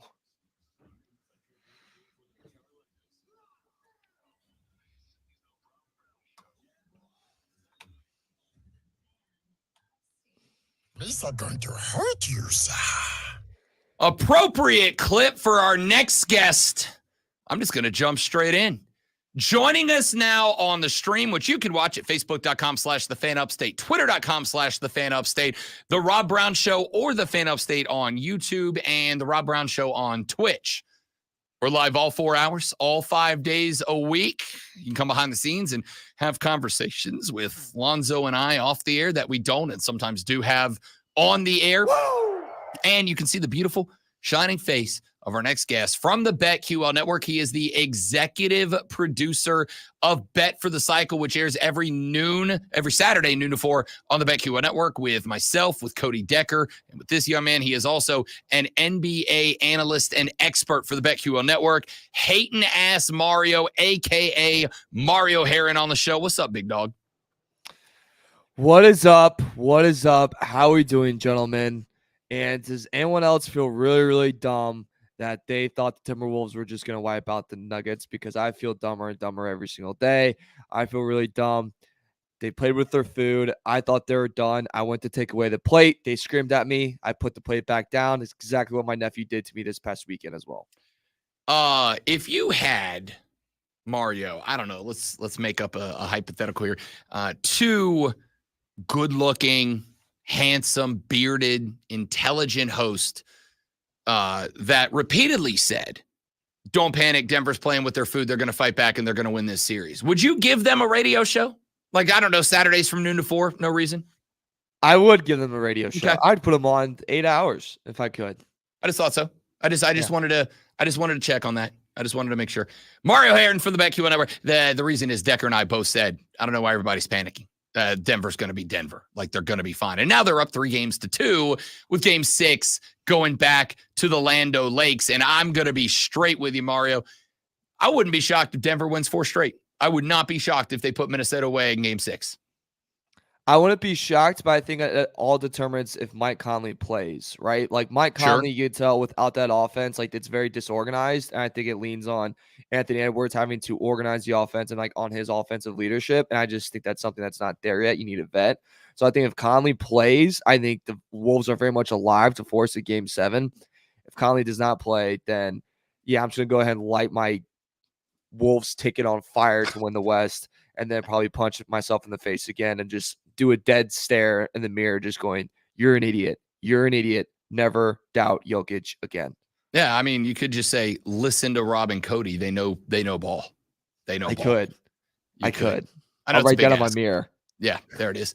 All right. So what is Denver doing different? What was the difference from game 1 and 2 to this? Because to me, I said going into this series, like I would not be shocked if Minnesota steals 1, maybe 2 out of the gate, primarily because I think Denver shut it down the last week of the season. I don't think they particularly cared about the 1 seed. They caught the Lakers in round 1. And while it's a good Lakers team, it is certainly not Minnesota. It is certainly not one of the better teams that were in the playoffs. So I don't think they really had to click into high gear in that series.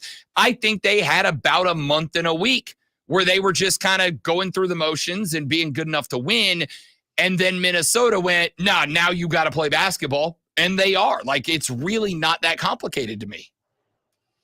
No, I think the other thing that you saw a big step into for the Nuggets is like they're just shooting the ball a lot better.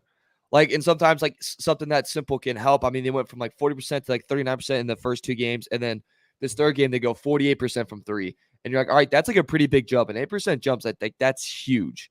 And I think after that too, you saw Jokic in those first 2 games was kind of really frazzled. Could you say about that Timberwolves defense, just where the coverage were coming from, where the trap was coming from, how the defense was rotating? Like he just didn't see that coming.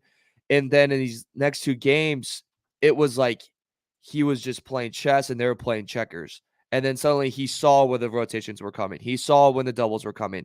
And then suddenly the Wolves were thinking it's a good idea to leave him and Rudy one-on-one. And he's proved over and over again, hey, buddy, that's not going to happen. I'm his father when you do that. That's just not going to work, Betty. So I think it's a mixture of that. Their defense obviously stepped up. They've made Ant's life a living hell, which I think's helped a lot in this series. And it also has come down to, look, Cat's not 100% and Cat's not playing well. When Cat's not playing well, things aren't going to go well for the Timberwolves. You know, we had KG on BetMGM tonight last night, and he was saying, like, look, Ant's amazing. That team's amazing. Rudy's going to do his thing on defense, not against Jokic. But a lot of times it comes down to that second guy. If that second guy can't pull his weight, you're not going to beat a reigning champion team. And if you don't think that's just this one-time thing, look at the Boston Celtics. When Jaylen Brown forgot how to dribble last year, woo, they were not going to beat the Miami Heat. Yeah, that's pretty much it. I really don't have a problem with the breakdown. I think Jokic got back to being Jokic. I think when Jokic is being Jokic, Jamal Murray has an easier time of being Murray. I think when Murray has an easier time of being Murray, it opens up the floor for Porter and all these other guys to be able to chip in a little bit. And again, I need the 2-man game to be the 2-man game. I think in today's NBA, like we had an era there where it was all about the big 3. Everybody wanted the big 3. To me, you should be able to win with a great 2-man game that opens up the floor for the other 3 to pitch in. And I think that's what we're seeing. I do think there is one more element to this that we haven't gotten to, which is Rudy Gobert is the NBA's Defensive Player of the Year, except when he's playing Nikola Jokic, who just owns him. Like, it's almost like unfair, and it makes me like feel bad for either the Thunder or the Mavs. I mean, you have a Mavs future, I have a Mavs future, so I'm just gonna say Thunder. I'm sorry, we both have Thunder future, so I'm gonna say Thunder makes it. Rob, I'm like terrified for Chet. I'm terrified for SGA. Like, I'm terrified for this Thunder team because if he's doing this to Rudy, like, what the hell is he going to do to Chet? On the other side, if, you know, Mavs said, what the hell is he going to do to Derek Lively? Gafford? Like, it's going to be a nightmare. And I think it just goes to prove, like, he's a 3-time MVP for a reason, and he just made history last night. It's only him and Chris Paul to have above 40 points, above 10 assists with 0 turnovers. And that's a scary sight, man. Yeah. I mean, he's playing as well as he's ever played. And you mentioned who would be in the next round. I'm looking over at the other side. Like, respectfully, I appreciate what Porzingis is doing this year, but Nikola Jokic could throw Porzingis into the upper deck of any stadium they play in, and the Knicks don't have a center, right? They're on like they're grabbing 7-footers from anywhere they can find them just to have a body down there. At this point, like, I took a preseason flyer on the Nuggets to repeat. I threw a small chance at the Thunder because of how long that number was for them. And at this point, I'm like, yo, my Nuggets bet's hitting. It just is. Especially, I think the series between them and the Wolves, like, this is our NBA Finals. I kind of agree. This really is. Yeah. Like, it's whoever's going to win this series. Is probably going to win 5 or 6 in the next series. And then I'm with you where I just don't think the Celtics have it. Porzingis is banged up. Even if he was able to play, like, he's not going to battle Jokic anyway. The Knicks are one guy from getting hurt from calling Matt Painter and going, hey, where do you find these 7-footers? We need one. So it's literally, if Nuggets just make it through this, they're good. And it stinks for the Celtics because my dad's a Celtics fan. So I feel bad for him because I watched Tatum play. And Rob, I just want to scream out, attack the basket. Attack it. Just attack it. You're 6'9". Your wingspan's even longer. I mean, holy hell, two steps and you're almost down the floor. Just attack the basket. He doesn't do that. Jaylen Brown has good moments and then bad moments. Drew Holiday could have a series last year where he just gets dominated by Jimmy Butler, and that happens to him against Jamal Murray. Nuggets win this series, they're NBA champions. Same thing with the Wolves, though, too, I think. If Wolves win this series, they're NBA champions. Celtics, you make it there. Congratulations, but you don't get it done.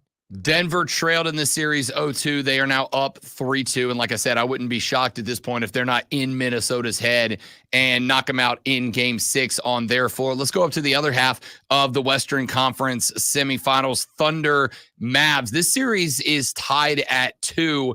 And I'll go ahead and say, Mario, if Luka Doncic is like the only player in the league that can go triple-double, and I go, that was a pretty bad night from Luka, right? Like, that was a pretty sloppy night from Luka, and he scored a triple-double. But the problem is the Mavs have to have a good Luka Doncic to win. I mean, like, I appreciate Lonzo and I have been going back and forth about how, like, Kyrie Irving's a new guy this year, right? We're not hearing about the flat earth crap. We're not hearing about his dumb takes on podcasts. He's not out there burning sage to get rid of the spirits in the bed. He's just playing basketball, but he just disappeared in the last game. If Luka doesn't have a sloppy game, it might be Mavs up 3-1 at this point. Yeah, especially, too, if we get a game of a classic Kyrie game where, like, this is a classic Kyrie performance, like, it could have been a 3-1. But the thing that I just want the Thunder to do, and I hope they're listening right now, Rob. I hope everyone from Thunder. They are. Okay. Big fans. Big Oklahoma City presence. I want them to take Josh Giddey. I want them to put him in a different hotel.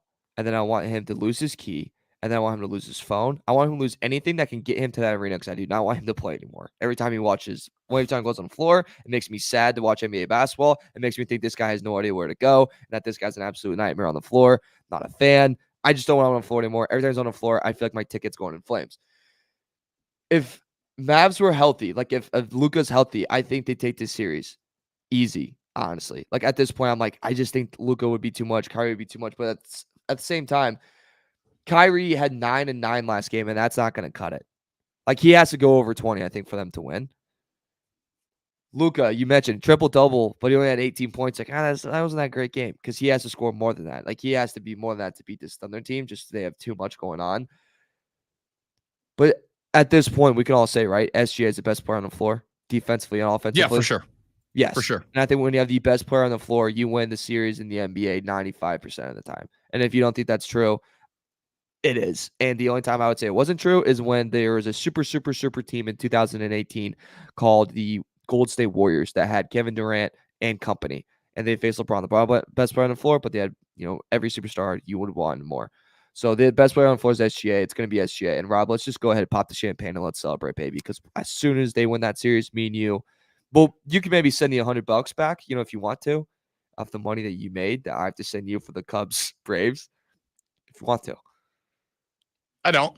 Okay. I don't. I just wanted to air check on that. Yeah. Okay. No, I respect you. I respect you trying. No, it's gonna be the most delightful steak I've ever had in my life. I may just spend it all just on a slab of meat, just Wagyu beef. I don't blame you. I would do the same. I would really do the same. And let's just move on. I do think I agree with something you said. If Luka's 100%, the Mavs win the series. I would not have said that pre-series. I still would have said Thunder win the series even with a healthy Luka. But the fact that they took a 2-1 lead, and I really do believe they would be up 3-1 if Luka was 100%, because that knee's bugging him. Like every time he gets knocked to the floor or whatever. And I will say this. I kind of need Luka to like calm down with the freaking out every time there's a turnover. Like he just got sent to the moon. Like you got to stop. You're kind of losing some of the goodwill that like most of us have had for you. But if Luka's 100%, we're not worried about that right now. And this team's up 3-1. Let's go over to the East for just a minute. I don't really think we need to spend a ton of time on it. Boston is up 3-1 on Cleveland, and they are 15-point favorites in the next one. This one's cooked, right? This one's over. Yeah. Thanks for coming out, Cleveland. Donovan Mitchell, can't wait to see where you go this offseason. I really want him to go somewhere. I really do. I want him to go. I'll say, here you go, right now. BI for Donovan Mitchell, straight up. No. BI and a second rounder for Donovan Mitchell, straight up. If BI had a better playoff performance, I think you could make a better argument, but you might have to throw in a little bit more than that. That's not unfair. That's not unfair. He absolutely disappeared. All right, so then let's go down to the other series that does matter. 3-2 up are the Knicks after they just dominated the Pacers last night. But, of course, in the game before that, the Pacers dominated the New York Knicks. It has basically been, at least the last 3 games, home team wins. The Knicks are interesting because, on one hand, they did what they did last night, and it was unbelievable for a team that, on the other hand, is beat to hell and back and is like scrounging for bodies right now. This is a winnable series for Indiana, but like I think in this next game they have got to beat up on the New York Knicks. Like they have got to try to eliminate them in the next. I know I don't mean eliminate from the series. I mean like they've got to try to body this team into an ambulance next game. Put on a conspiracy hat with me. Oh, Lonzo's a big fan of that. Okay. If I am the Pacers, I want a close last second shot. Wait, hang on. Wait, Mario. Wait. We actually have a theme for this. Oh. Hang on. Go ahead. Okay. If I'm the Pacers, if I'm Rick Carl, I want a OT, maybe even a double OT win at the last second game. I want all those Knicks guys above 40 minutes again. I want that more and more. So when they go back to game 7 in the Garden, they're even more exhausted. These are guys that are being overplayed. These guys are playing the most minutes than anyone else in the playoffs. I want to make sure that they cannot come off the floor in this game. I don't think a blowout's great for the Pacers, Rob. I think a close game's better for the Pacers. Make them exhausted. Force Tibbs to really overplay the guys. And the Pacers prove that they can win a close game. Just do that, and then you're in the right spot.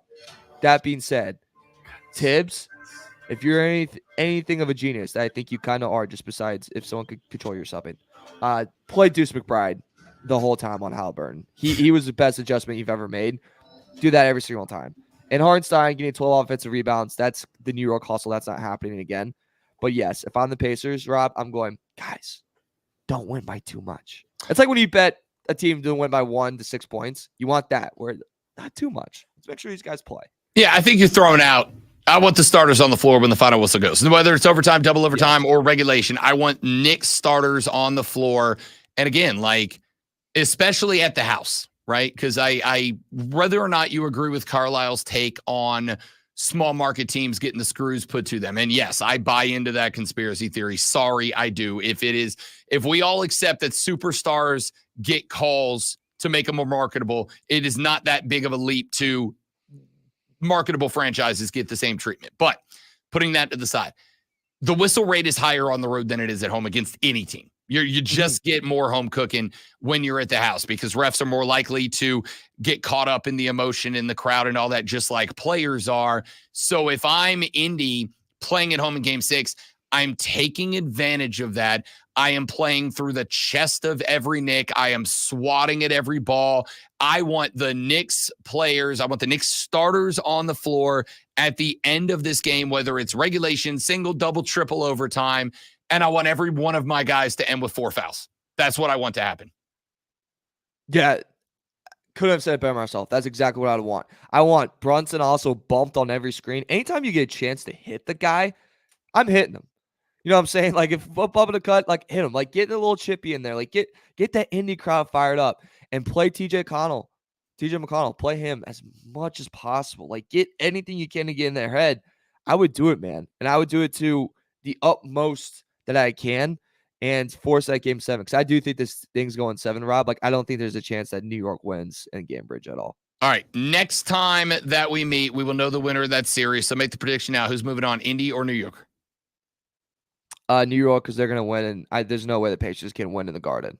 All right. I think it's New York. So we're going Boston, New York on one side. We're going Thunder, Nuggets on the other. I really wanted that Wolves ticket to come home, but yes, it's probably going to be. I do think the Timberwolves can push 7. I think the Wolves can push 7. If they push 7, anything can happen. I think it could go 7. I'll take the experience and the we've got a ring of Denver in that spot. Mario Herron is a NBA analyst and expert for the BetQL Network. He is also the executive producer of Bet for the Cycle, which airs every Saturday from noon to 4 on the BetQL Network and fine Odyssey stations everywhere. He is also the loser of a stake bet because the Braves are now 2 out of 3 against the Cubs, and the Cubs have not scored a single run in those 2. Mario, I swear if the Cubs get blanked in 3 straight, Saturday is going to be the worst show of your life. Yeah. That's all I got for you. I don't have a good comeback right now. The other thing, actually, whoa. Rewind the tape here, Lonzo. Can you ask Rob who went 0 for 3 in their Parlay v Parlay challenge this past weekend? Hey, Rob, who went 0 for 3 in their Parlay versus Parlay matchup last weekend? Cody Decker did.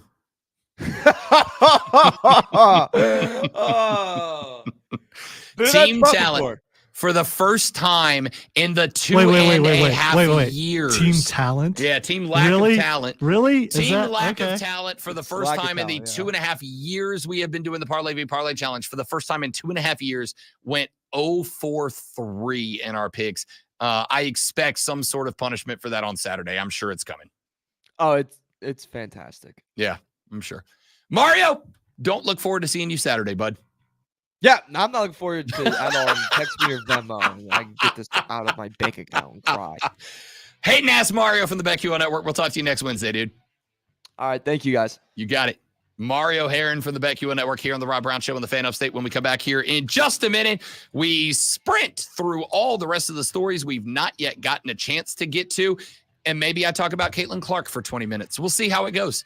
The Rob Brown Show rolls on. It is the Fan Upstate. Prize picks. Mario, appreciate you, big dog. Thank you very much. Of course. Rob, I can't hear you because. Hang on. Stay right there. Okay. Ladies and gentlemen,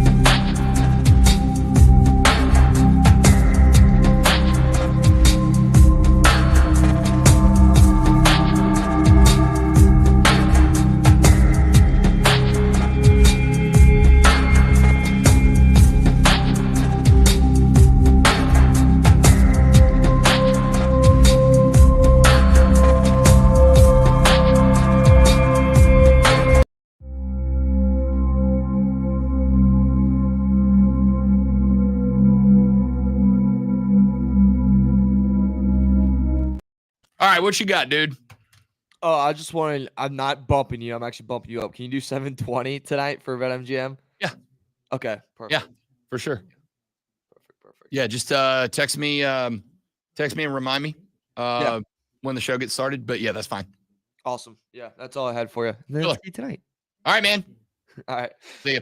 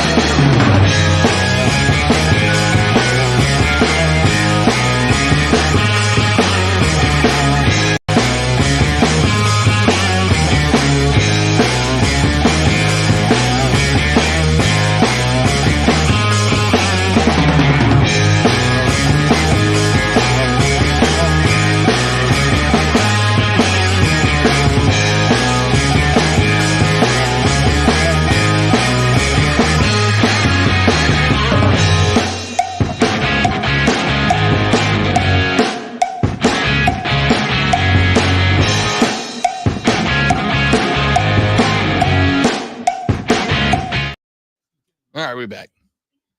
Where'd my little thing go? There it is.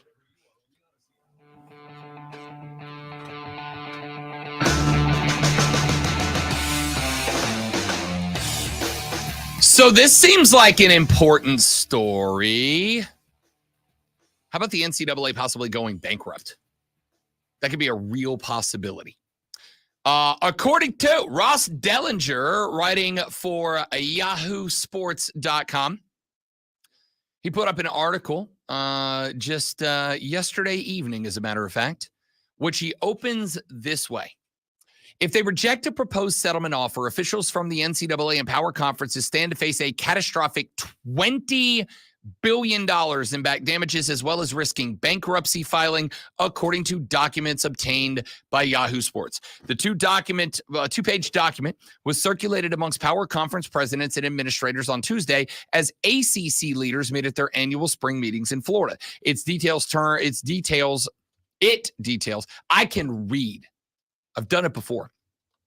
It details terms of a potential settlement in the House, Hubbard, and Carter antitrust cases, a trio of legal challenges brought against the NCAA and its 5 power conferences seeking back pay for various athlete compensation elements.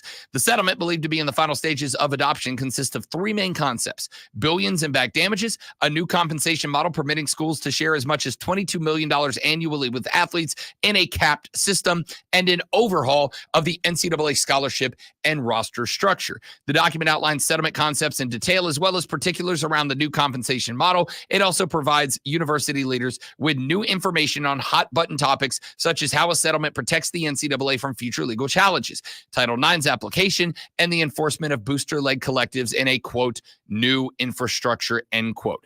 Documents specify that the total back damages owed to athletes, if the settlement as it is written today goes through, is $2.776 billion with a B dollars. The NCAA would be responsible for paying that amount over a 10-year period, which comes out to about $277 million annually. 60% of that would come from a reduction in distribution to schools. The NCAA is responsible for closing the 40% gap through other means, such as reserves, other net incomes, and a significant reduction in operating expenses to the tune of as much as $18 million annually. School distribution will be reduced by about 1/5 over the decade period of that settlement, or about $160 million per year for the power conferences. The NCAA annually distributes more than $700 million to its members. This would bring that number down somewhere in the range of like 640, 630, 650, somewhere in that range. So every school would be looking at a reduction of about $1 to $2 million per year in distribution, according to the document. Why, Rob? Why would they settle? Why would they accept the settlement? $20 billion versus 2.776. That is the reason. We thought it was going to be like, $8 billion, maybe $10 million. No. We are looking at, according to Ross Dellinger and according to this document, we are looking at the difference, $20 billion versus 2.77 billion. The difference between those numbers is like $17+ billion, which is, and this is true, a lot of money. That's a lot of money that they will have to be responsible for. So you're wondering why they are racing towards the settlement? There's your reason. Now we know the reason. The reason is because the settlement's going to check in under 3, and the outright loss of the trio of lawsuits would be closer to 20 bill. That's it. Now there are things in this document that I would be very interested in reading more about. I would be interested to see what the Title IX regulations are, what the Title IX impact is going to be, what the Title IX targets, pardon me. I'm struggling today, man. It's Monday. The Title IX targets inside of this document would say, how do female athletes get their chunk of the pie? What is happening? Piece of the pie. It's a piece of a pie, Rob. You're an idiot. It's a pie. You get a piece of it, not a chunk. If you take a chunk out of a pie, you're a jerk. You get a piece of the pie. How do you know you took a chunk? That's like taking your fork to the pie and taking instead of cutting a piece. Which, don't get me wrong, if it's my pie, I'll absolutely just go fork in. I'm not cutting a slice if it's my pie. I'll just eat around. Even if you're sharing with if it's my pie, I just said if it's my pie. So you have a pie that's just your pie. If I have a pie and it's my pie. You don't share I will with go your fork fiance? to pie. If she asks for a slice, I'll cut her a slice. Okay. But you better get to it before I start, because when I eat it, I'm starting on one end and I'm just going in rows back and forth till I get to the other side. Do you point out to anyone who will listen, this is my pie? If it's my pie, it's my pie. I make it. Or do we know it's your pie by the chunk that you like took if you come to the Casa de Love and there's a lemon meringue pie in the fridge, that's my pie. Don't touch my pie. All right. You ask permission before you touch my pie. I generally don't get into people's fridges and start touching their pie. I'm just saying, just in case.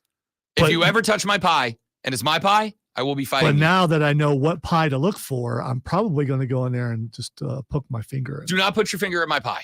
Keep your fingers away from my pie. It's my pie. I'm not giving you a piece of it.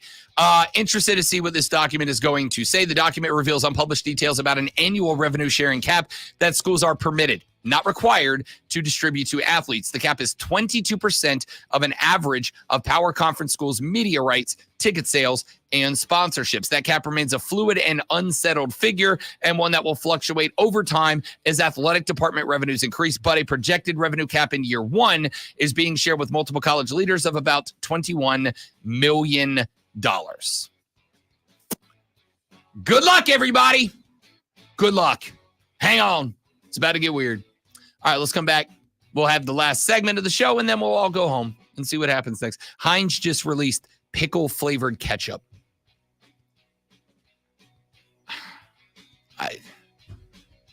The Rob Brown Show's on your radio. It's the Fan Upstate.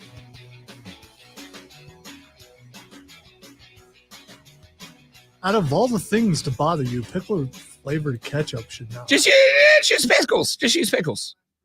If you like the taste of pickles, but you don't like the acid that comes with it, maybe it upsets your stomach. Isn't that what gives pickles their taste? I'm guessing that the pickle flavored ketchup wouldn't have the same effect on someone who has stomach problems like me. I can't eat pickles like I used Then to. just make pickle stuff that doesn't have But the if acid. you pickle something, it has to have the acid in it. But I think you can put the flavor in without the acid. And it would just taste like hot So dogs. pickle flavor exists sans acid. So wouldn't you just want like pickle juice that's not acidic? I don't think you can have pickle juice that's not acidic. Also, I am now going to Google the phrase, are pickles acidic? Pickles are moderately acidic with a pH level of 3.2 to 3.6. The vinegar used to pickle cucumbers gives pickles their distinctive tangy flavor, and the higher the acidity, the more pronounced the flavor will be. The longer cucumbers are pickled, the more the vinegar's acidity will break down the cucumber cell walls, making them softer. We're not growing cucumbers this year. I grew them last year. Y'all were talking about pie more than the rock. Yeah, we knew what we were doing. We're professionals. We were getting Rob out of his reading funk is what we were doing. Sometimes interaction with it's all psychology. Sometimes interaction with another person will help get you out of that little struggle. I was oof. Yeah. I was in a fight because right we're there. about team here, Trey. That's what we do. Despite what you may think. Despite what most people may think.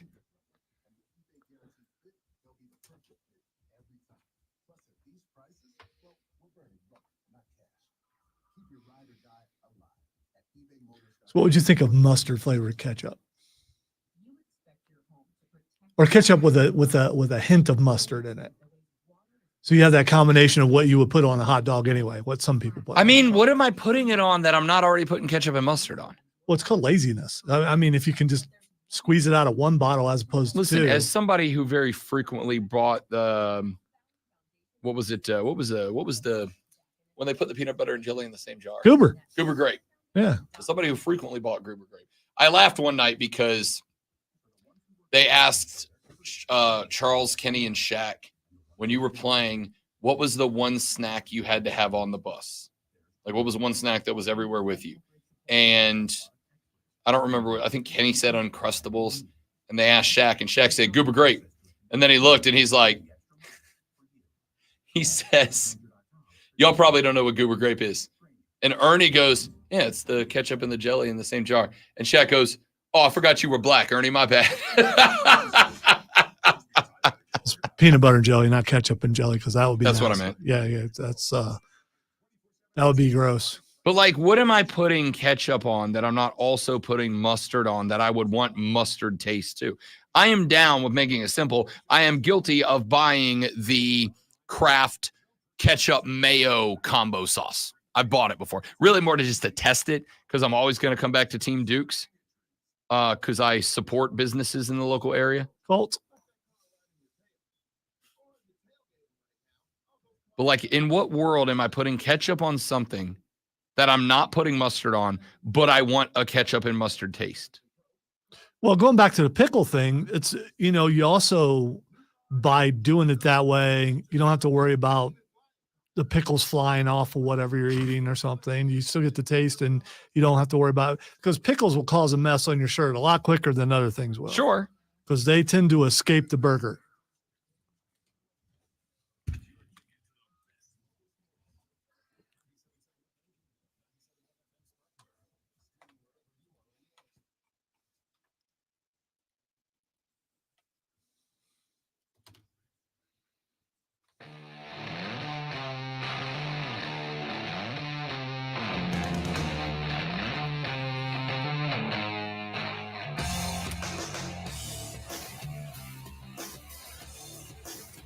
The Rob Brown Show rolls on. The Fan Upstate. Robin Lonzo with you.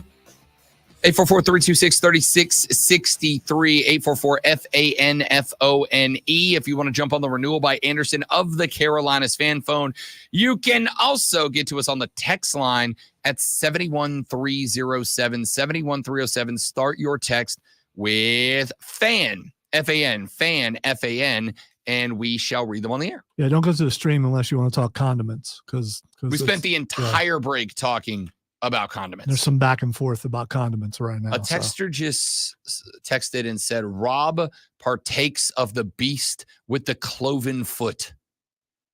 Texters, you're being very dramatic today. You're all being very, very dramatic today. The text line is just full of theater kids right now. You do, though, right? What does that even mean? Because I criticized Dabo, I'm a devil worshiper? Is that what that means? No. What sort of animals have a cloven foot? Horses, goats, cows. Are you saying because I eat red meat? That's what I think. They're just joking that yeah. Cloven hoof is a hoof that is split into two toes, usually due to a specific growth pattern. Do cows have cloven feet? Do cows have cloven hooves? Cows are cloven-footed animals. Okay, so the text does go on to say, "Please smite him, O blessed Dabo. Hallowed are the Sweeneys." I was going to say so, it's. There is a more dramatic second half to that text. It comes from that orange Bible that only certain people look at. Yes. All right, let's get to some of the other stories. Doug Gottlieb is a host of I'm going to say popular basketball radio show, predominantly basketball radio show, but is also just accepted the head coaching position at the University of Wisconsin, Green Bay. However, is also going to continue to do his his radio show. And I got to tell you, great one, I kind of feel personally challenged by this. Like, I kind of feel like this is a shot at me. Why are you not being overly critical of this, like a Jeff Saturday or someone else jumping into? Oh, I think it's a terrible coaching hire, but I don't know what Gottlieb's experience is as far as coaching goes. He's just a guy who talks about basketball for ESPN all the time. Well, you've said many times you could jump in there and do that, but you have coaching experience, right? Sure do. Coached 12 and 14-year-old basketball at the YMCA in the Northwest Florida Panhandle. Like, that's pretty much the same thing, right? Well, if you can do it there, you can do it just about anywhere, I suppose. The celebrity hires are going to get some people in deep trouble, man. The celebrity couples celebrity coaches. I really am falling apart in the final hour here. The celebrity coaches are going to get some people fired, not just the coaches themselves, but the folks who hire them. This is all conspiracy from the lesser coaches. They've gotten together and they put it in people's ears that, hey, you need to hire that celebrity. So when the mediocre coaches come back and they take over from these celebrities, they're going to look better. I have already called the shot. Shane says, "Are you okay?" No, clearly not. There's some little subtle things that are coming through. I'm not going to mention it on the air that I need to talk to you about after the show to make sure everything's all right. Oh, good. Yeah. Good.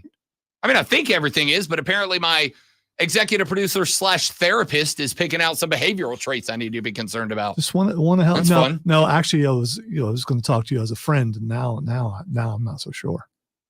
That's worse. That's somehow worse. So Doug Gottlieb is going to be hired, a radio show host, to be the men's basketball coach at the University of Wisconsin, Green Bay. And I'm also going to take a stab at it. This station's how many years old now, great one? Ballparking it? 10? 10-ish. 10-ish? Yeah, once you get to us, you just kind of forget. I am willing to bet that in the, let's say, 10-ish years that this radio station has existed under the various titles and names that it has been known as over the course of a decade, this is the first time that the University of Wisconsin Green Bay has been brought up.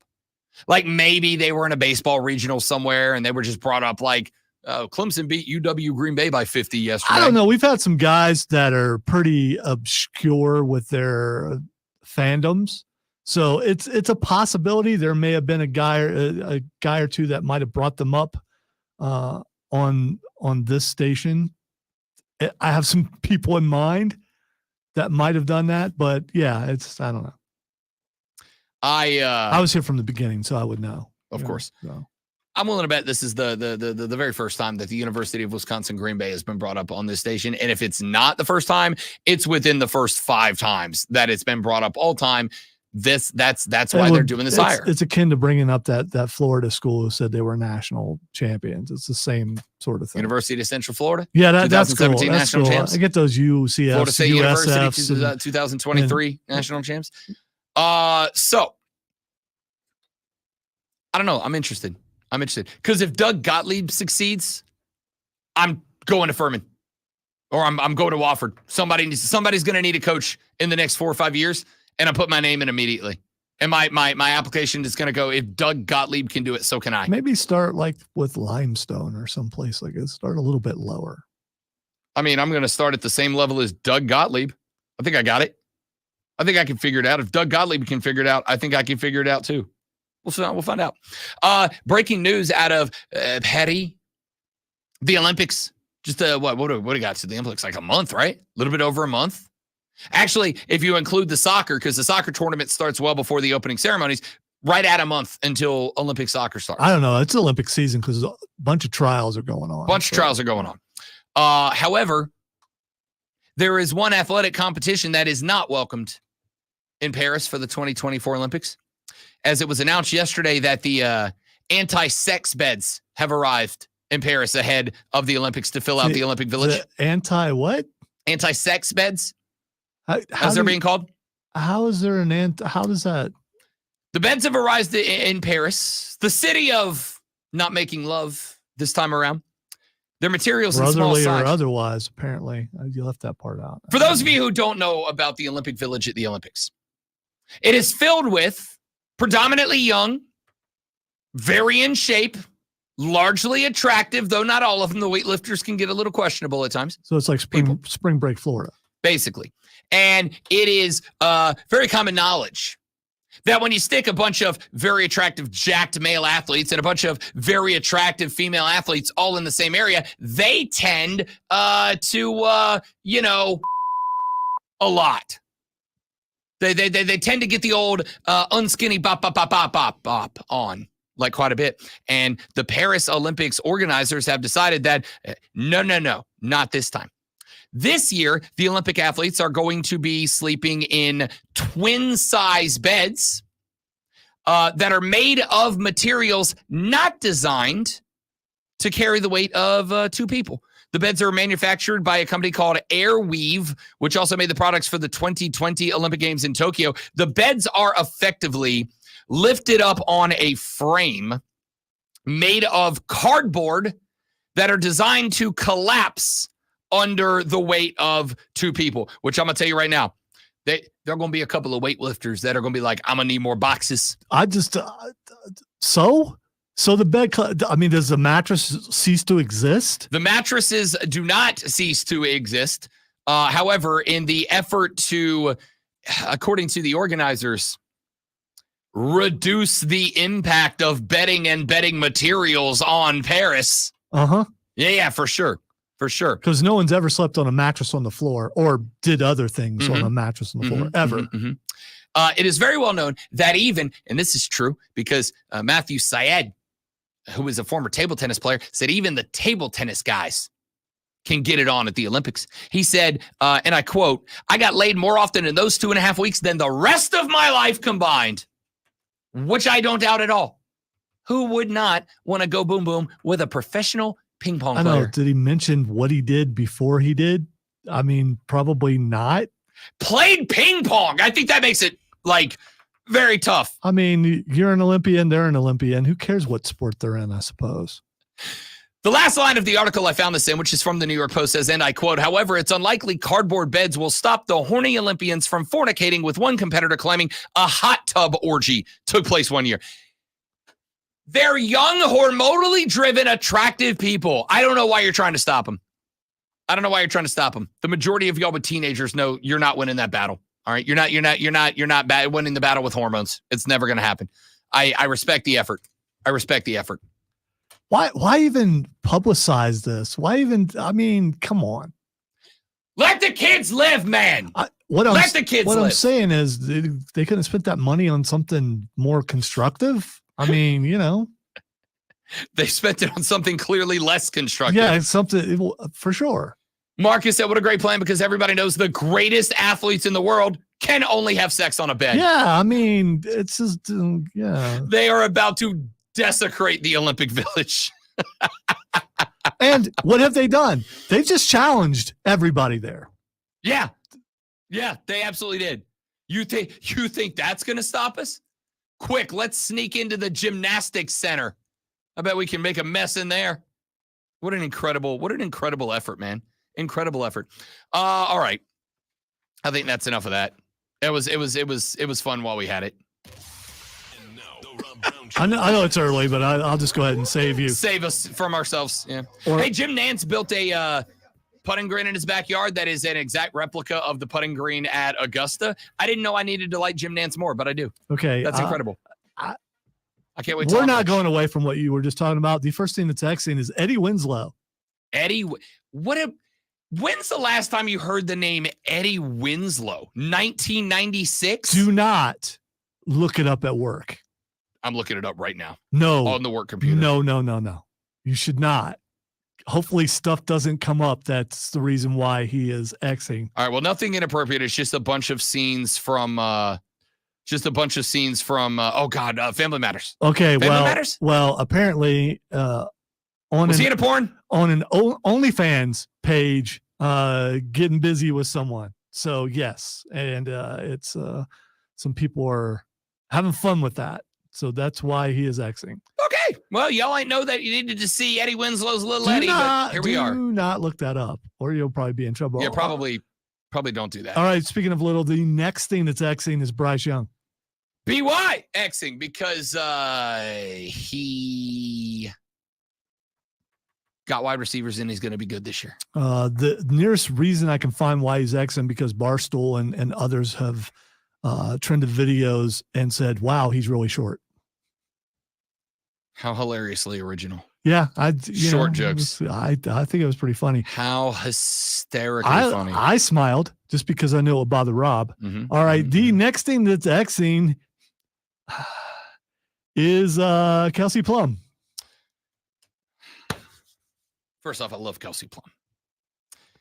I want to tell you that she's trending because yesterday, not only did she drop a line of signature cigars, but then Nike made her a cigar-themed shoe. But that's not why she's trending. No, it's not. She's trending because she showed up last night to the Las Vegas Aces season debut wearing, I think I would have to, if I called it a leather vest, it would be being very generous. Is it glue or how does tape? It's tape. Is it tape? I can tell you. Okay, yes. yeah. It is tape. She was up full on striding. So a normal person, things are going to flap open probably. It was tape. She wore a what amounted to a leather vest that cut off just below the shall we say pectoral area and just inside. So the girls were out. The girls were out, but it's what they call nipple tape. I learned this. I've dated women before.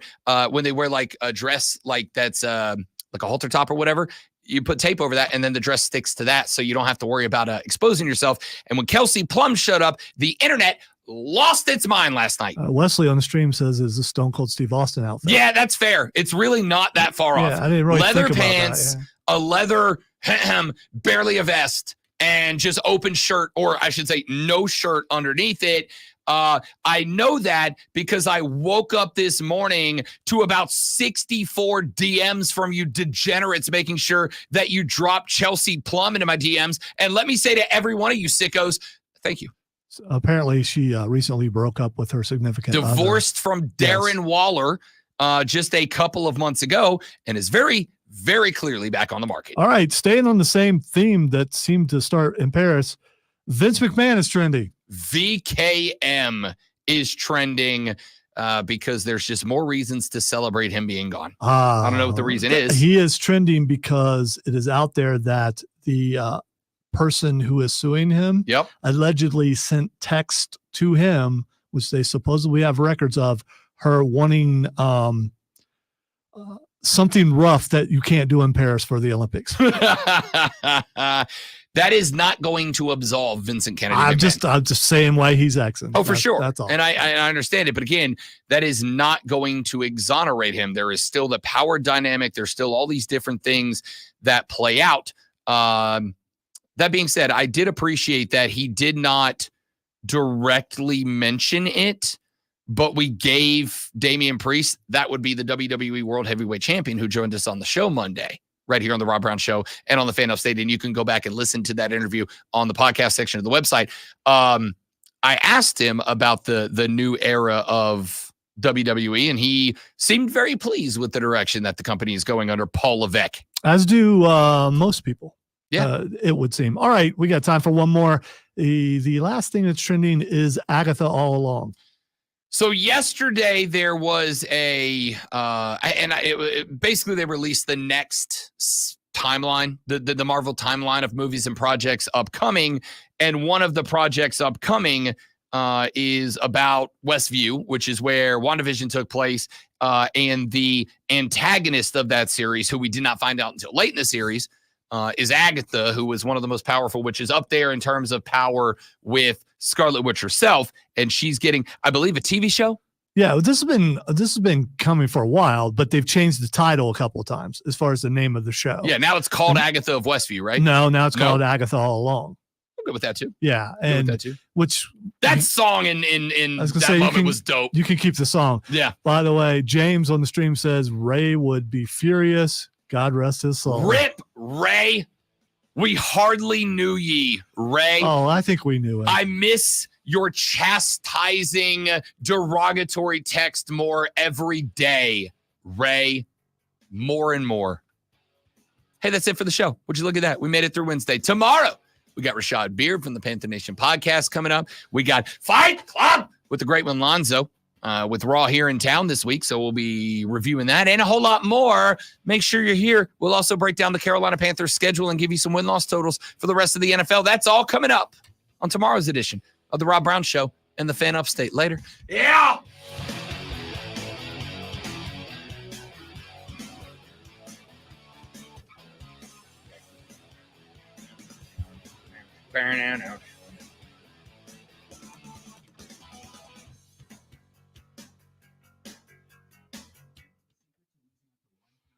Oh, man, good job, everybody. We did it. I was very grateful that the Eddie Winslow thing, when I clicked on it, did not show anything.